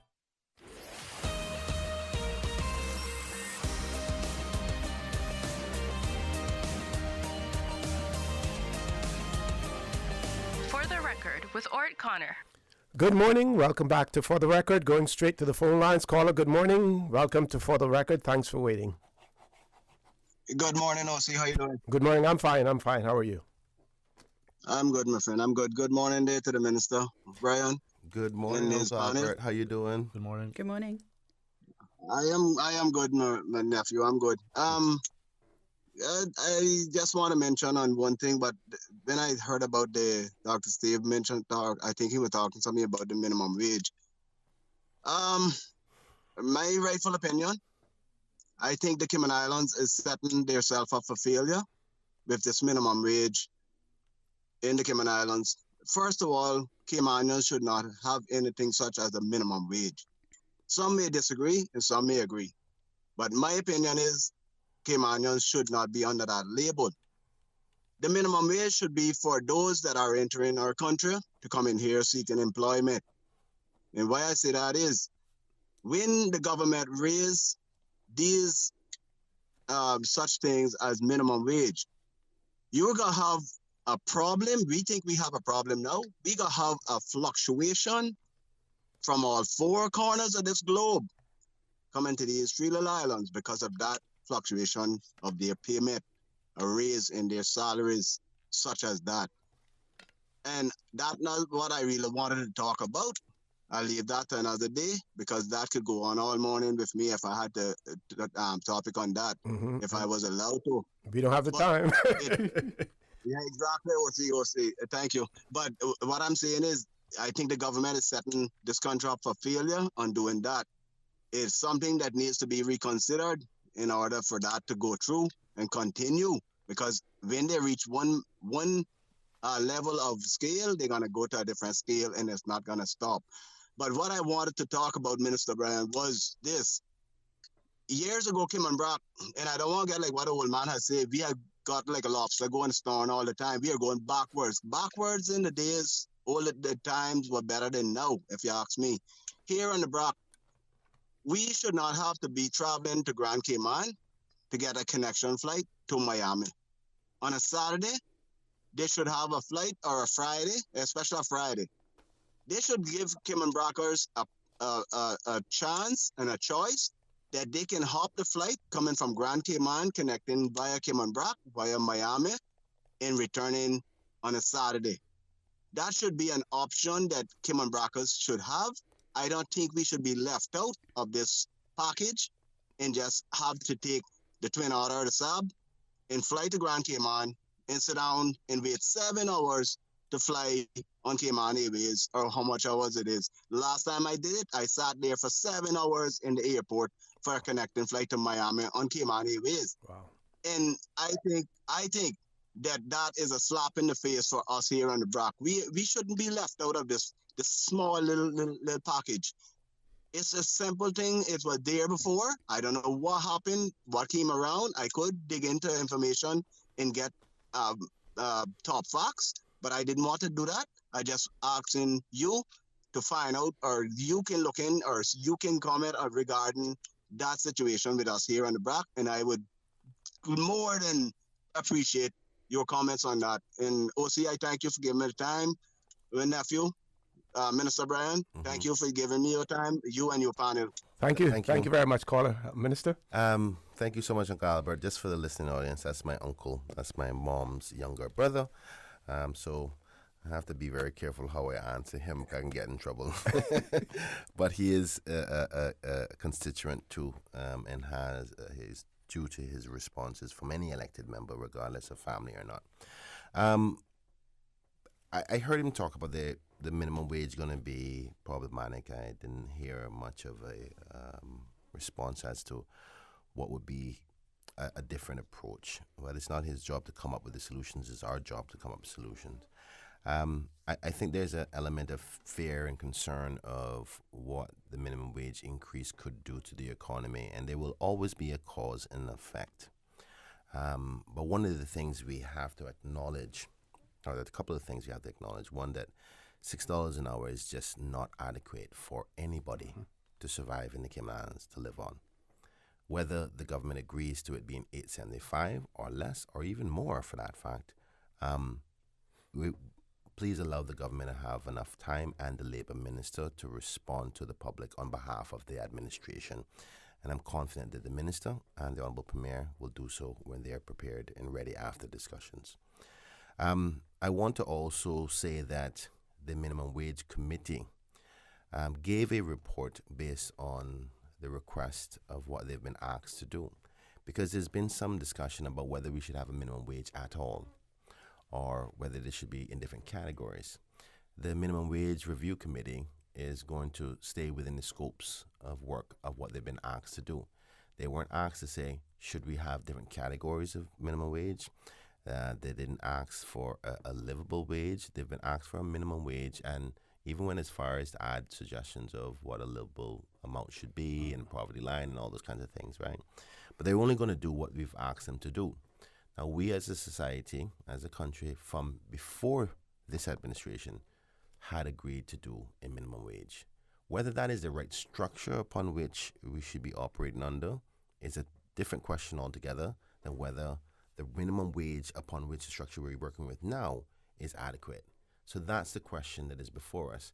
If the country needs to have a bigger, wider picture discussion about whether we should have different kinds of approaches, I'm quite sure that we're allowed to have that discussion and we can bring it up. And the Labour Minister can have that after his team is going back for public consultation. If you see that there's a high level of momentum for discussion, I'm quite sure he'll take it back to the government and say, guys, maybe we need to reconsider this approach from a minimum wage to different categories, because you can't expect people to be living on that small amount.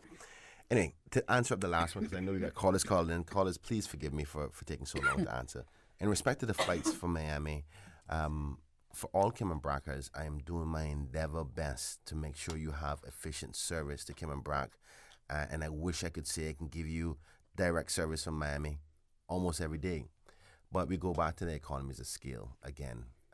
There's not always enough members coming directly to Florida to Kim and Brack to justify the spend. And you just heard us speak about earlier about subsidizing flights. Even considerations of the whole thing we were having with Barbados, but that is being paid for by other people, right? Not by us, the good people of Cayman and the taxes. And I will continue to push to make sure that there's an efficient but yet balanced from a finances perspective to give that service. I'm so sorry that you had to wait 7 hours, but I tell you this, in other Caribbean islands, you sleep over in an island before you can get the next flight to go anywhere. And we have been given the luxury, and I know it's hard because every man thinks his burden is the heaviest, as Bob Marley would say. But trust me, when you go somewhere else and you see what they deal with, you'll be happy for the service that you have in Cayman. And I'm not suggesting my uncle or any Caymanian should feel that way, but I want you to trust me on this. We have good quality service in 7 hours to get another flight into Florida when you don't have the economies of scale in Cayman Brack is a luxury. But that doesn't mean that it's enough. And I will continue to push for even more for Kim and Brack. Matter of fact, we just did some changes the other day to ensure that there was no interruptions based on a question the former minister asked. And I did that based on saying, listen, I don't care. However it works, Kim and Brack cannot be disadvantaged. And we ended up making some movements and changes. But also to say that I have to trust my technocrats and their analysis of the books, the numbers, to come up with these suggestions. But they know the government's policy is do not leave Kim and Brack out. So the CEO and the board and the team have advised that these are the numbers that we have, and we have to do it that way. Otherwise, it would mean cost effective. Certainly. Let's grab the next caller. Caller, good morning. Welcome to For the Record. Good morning, Mr. O'Connor. Good morning, sir. How are you? Okay, and good morning to Minister Bryan and the rest of the panel. Good morning, sir. Yeah, Mr. Bryan, I don't know exactly who's in charge of the police force. Who's that under? Well, there's a combined responsibility between the Honourable Premier, but mostly with Her Excellency the Governor, and that is on the basis of the directions as to how the operations go about fall solely under the Governor. The finances needed to run the operation comes under our Honourable Premier through us in Cabinet to making sure they're adequately funded to do what they do. But we are not allowed to get involved in the general operations. From a national security level, we do have representatives both from government as well as the opposition, which helps filter in to the policing strategies through the governor, but we don't have any direct say on the operations of the police outside of giving them the adequate funding that they need. Why I'm asking this is, I think it's time for the government to realize that these police officers need to be having cameras on them. Not only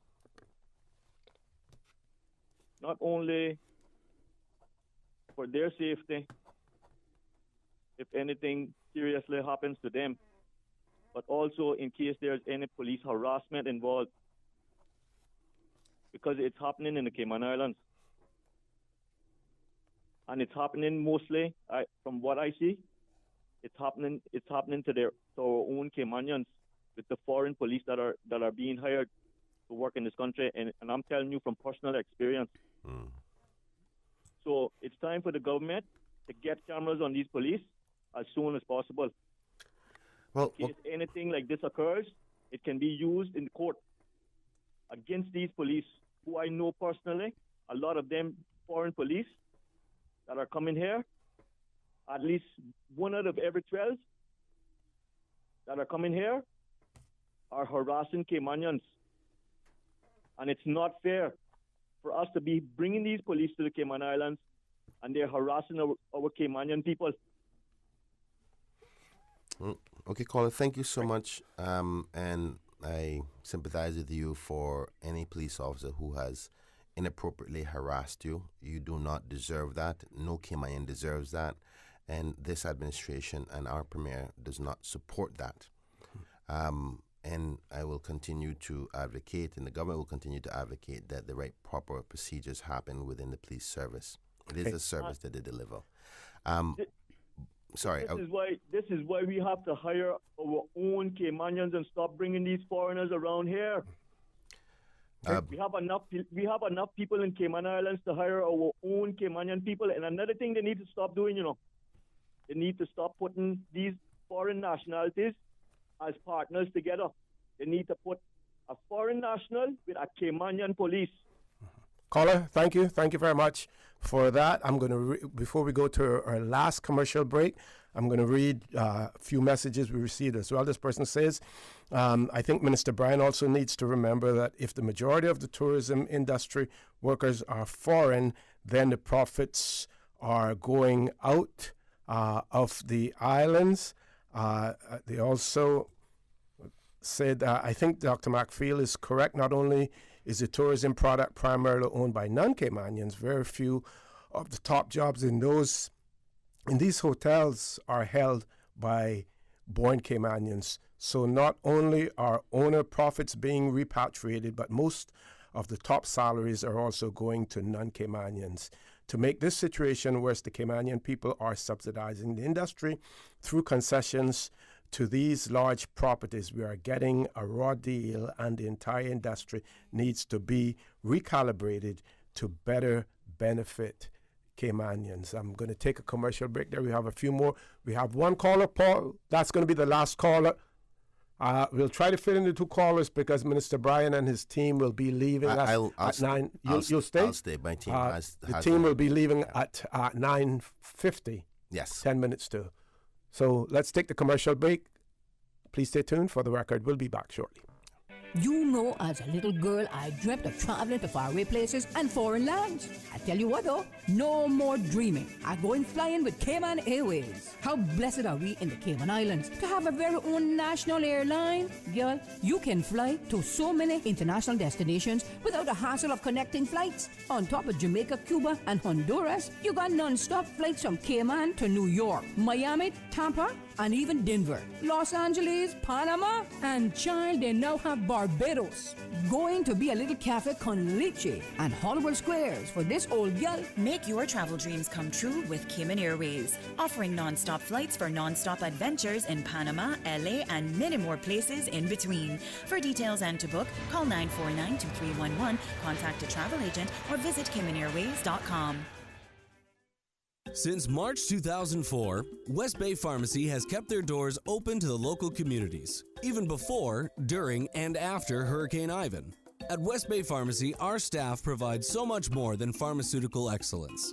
From the moment you walk through our doors to completing your cash out, our staff will have put your healthcare concerns at ease. We would like to take this moment to thank our loyal friends and customers. To us at West Bay Pharmacy, our patients are our primary concern. We provide thorough background checks and precise calculations to ensure your medical safety. Thank you for being a part of our family and for choosing West Bay Pharmacy, where we care about your health.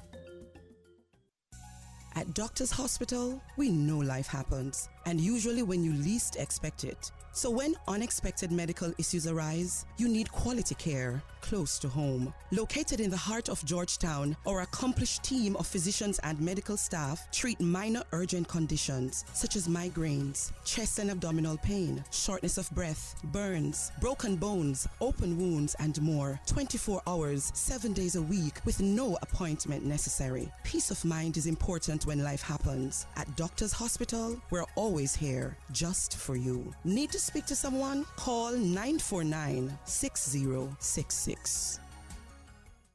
Has the circus come to town? No, it's A.L. Thompson's 2-week blowout sale from March 15 through March 30. Get under the huge tent outside A.L. Thompson's to save big. Save up to 75% on lighting, electrical, plumbing, paint, and hardware. Save up to 75% on housewares, building materials, and the ever-popular scratch and dent appliances. Take advantage of this savings while they last. It's March blowout under the tent at A.L. Thompson's, Georgetown.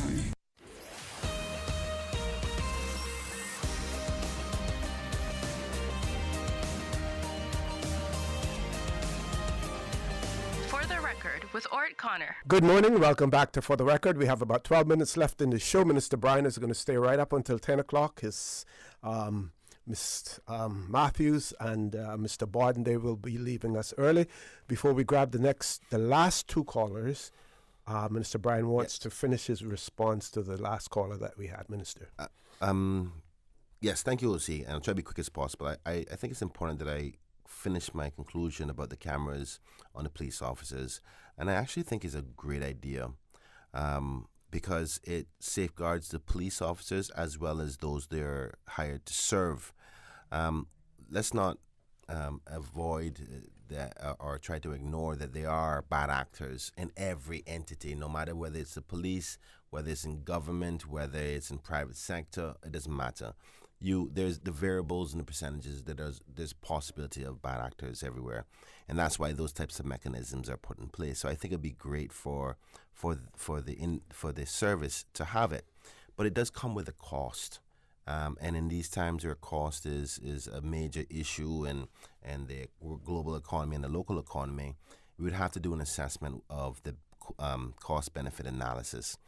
But protection of the people, it's hard to measure what the cost of that is, right? I don't think that anybody can say it's too expensive.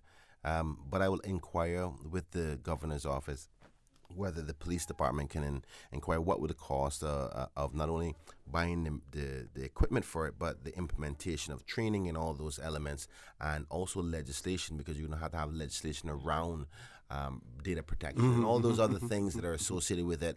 But I know this conversation has come up before, so I'll do a little assessment, and when I'm back available, once I have the answer, I'll give an indication. But I think it's something we eventually have to go down that road over time. And it shouldn't necessarily have to always cost the government as well. You have entities, private entities, that have a vested interest in the safety of people in the islands, whether it's local or those visiting as well. And we've seen in some jurisdictions where they have covered the cost of vests as well as cameras, help the government in that regard as well. So that is quite possible. Yeah. And the last thing about the hiring of our own Caymanians, I want to give the caller a commitment that through myself and through other members in the government, we've been consistent every year with the Royal Commanders Police Service annual report about the percentages of non-Caymanians within the force and a large percentage of any one particular nationality in the force and the risks that are associated with having a highly populated percentage of one nationality in the service, regardless of what the nationality is. It's a security risk, in my humble opinion, to have too much of any one nationality other than Caymanians in the force. And year after year, I've brought that to the attention of the previous governor and this governor, and we've been given commitment that they are going to try their endeavor best to alter their hiring practices. But again, we don't have control over that section. As policymakers, we can only highlight it to the constitutionally responsible person, which is the governor, and I've done that. In respect to subsidizing tourism investments, and one of the reasons why we're losing the investments in it is because we give away most of it in what the author of your text was saying earlier. I can happily say that has not happened within this administration. There is logic and benefit for giving concessions. But it's when you use it, how you use it, and what justified project to use it for, and at what time. Global recession is a perfect time to use it to spark investment and growth and work. But we have not done that in this administration. There has been, I think, one concession that was already obligated to based on the previous administration. There are some concessions that are before us now that are have been outlined under an environmental friendly development. But the Honourable Premier can speak to that. That's not my place. She's also the Minister of Finance, which it falls under her. In respect to remittances of monies earned, it's natural to expect that people who are working in an industry who don't plan to stay in the Cayman Islands, if they were planning to stay in the Cayman Islands, then there would be a different argument about the fact of them trying to become Caymanian. So we have to expect that there's going to be some remittances. But one thing I'll say before we take that caller is... Two callers we have. We only have about 6 minutes left. I think what we should do is be taxing that remittances more than what we should now. Okay. We have two callers. We have 6 minutes. So I'm going to ask each caller, please be brief. First caller, good morning. Welcome to For the Record. Good morning, Mr. Connor and Minister Bryan and... the two members there, I can't remember their names. That's okay. Good morning. Good morning.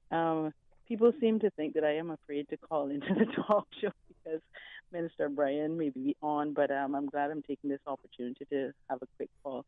I wanted to just touch quickly on the police cameras. I know some of the police officers do wear body cameras because I've been exposed to that, and my understanding is that they do have body cameras lying around that they do want to get more of our officers wearing and so forth, but I won't speak about what's happening with the police force in itself. But I am aware that some of them do have body cameras, and yes, that should be more of a practice.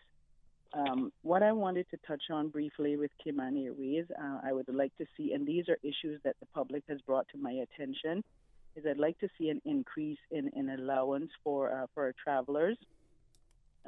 Cost of living has increased, cost of products have increased, and travelers go away and they spend more on products, but they're not allowed to spend, to bring in more products. So they're basically spending more and still getting the same amount.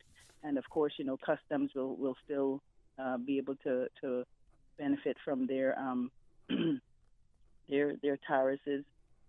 tariffs. Another issue that people have brought to my attention is board members and other associated persons with Cayman Airways traveling business class or first class and not out of pocket when some others may not have been able to get on to those flights or the flights may not be available.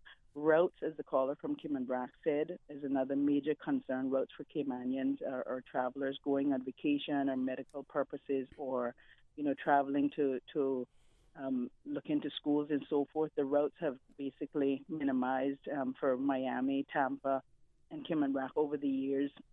And of course, we know historically those routes have been used for the purposes that I've just mentioned, but also for vacation purposes, to those primary Florida areas. And we'd like to see more routes come back.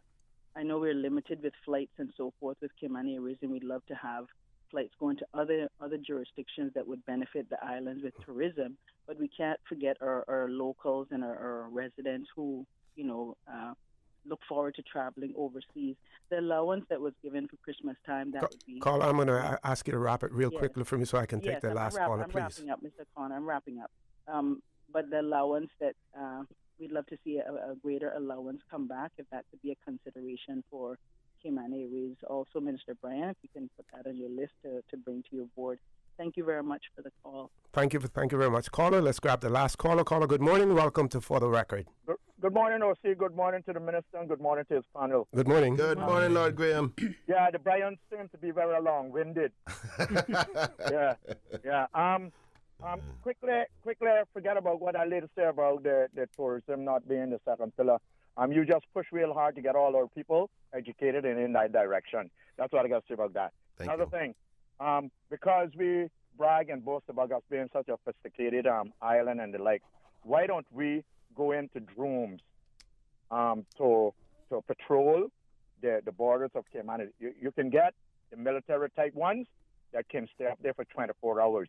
We purchased 4 of those, 2 up, 2 down, and the other 2 take over, and we can have a commanding center similar, not under the police, similar to 911, that will send exact locations of a suspected, suspicious vehicle or boat, and send that direct to the helicopter or the marine unit.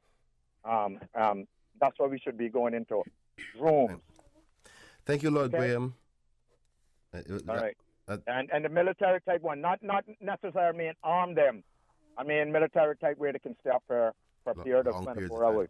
Yeah. Well, Lord Graham, I want to say thank you so much for that. That it does fall under the governor's remit with the police. But I mean, you can advocate for it. Pass that on, advocate, and I will definitely be bringing it up. You can vote for that. You can vote the budget. Okay. Well, I definitely will be bringing it up in cabinet at the next sitting as the acting deputy premier for the next week. I'll bring it up in cabinet on Tuesday next week. But it's a logical one. It's something that can be a big solution, and not only that, it's been on the agenda of many people's minds over time. So I'll bring it to the governor's attention again. In respect to the previous caller, who also happens to be a family member, so today seems to be my grandmother Sylvia Christian would be a very happy person today to hear so many of her offsprings being involved in the political arena. Increasing allowances when traveling, I will definitely bring it up as a matter of questioning whether the government would consider something like that. And it also falls under border control, which is the Minister for Labour. I'll be happy to upgrade later on. In respect to that concern about board members flying in business class and not having passengers being able to get on flights, I'm going to inquire about that. I would hate to think that would be happening within Cayman Airways, but the policy is if a paying customer is available, they come first. Yeah. I'll speak to the there should be flying space available. Flying space available, and if she's aware of something like that happening, I will investigate that. In respect to flights to Miami has decreased is basically what she said. I'm happy to say that we have recognized that people were talking about the fluency of flights into Florida, particularly, and that they're making some amendments now that because it was related to more. Available number of persons going, whether it was justified or not. And now that things are we're fully 2 years away from COVID now. They're making adjustments, so you're going to start to see more flights come back on. Matter of fact, we got an update, 2 weeks ago from Mr. Paul Tibbetts, who is the second senior member at Cayman Airways. So you'll see in the summer months now, we'll start to see a lot more flights back to those particular times, which was very convenient. Again, another benefit to financial services and other industries, which people who say that isn't beneficial to our society. But quick closing comments from you. Yes, I just want to actually give my team an opportunity. I've talked enough. CEO, go ahead. Do you want to close up? Thank you, Minister. Just wanted to say to Mr. O.C., the public, thank you for the opportunity to come so that you can hear the Minister's ideas, plans for tourism, feedback on various reports in the media. so that we can better educate the public on the value of tourism and the necessity of having it here in Cayman. So we really appreciate that time, sir. Thank you. Ms. Matthews? Yep, and the same for me. It's been a pleasure to be here. Thank you all so much for the opportunity. And because you didn't hear them say a whole lot doesn't mean that they don't know a whole lot, but they also know their place as civil servants, and they don't get involved in the political part of things as well. Minister Bryan. Thank you, OC. God bless the Cayman Islands, and God bless everybody who lives in the Cayman Islands. Just remember to pray, ask God for guidance, and everything else will be okay. Thank you so much for allowing me on. And I want to thank all of those listeners, all of those persons who contributed. Apologize for the short period of time that we could accommodate callers as well, but that's what happens on a talk show that only runs for 2.5 hours with commercial breaks in between. But we are extremely thankful for the fact that we have that opportunity to dialogue with you and to allow you to dialogue with your representatives as well as the civil servants who are charged with implementing policy as well. I want to encourage you to continue to support your radio station, Radio Cayman. Join Sterling Dwayne Banks at 12:15 for Talk Today. And as usual, we ask the good Lord to bless these 3 beautiful, wonderful Cayman Islands. For the Record, proudly brought to you by Brand Source Home Gallery, inspiring luxury. And JN Money. From abroad to yard. Fast, affordable, convenient. Doctors Hospital. Peace of mind is important when life happens. Doctors Hospital, always there for you. Call 949-6066. And Cayman Airways. Call them on 949-2311 to book your nonstop flights to Los Angeles and Panama. And now, Barbados. And Digicel, Cayman's bigger, better network.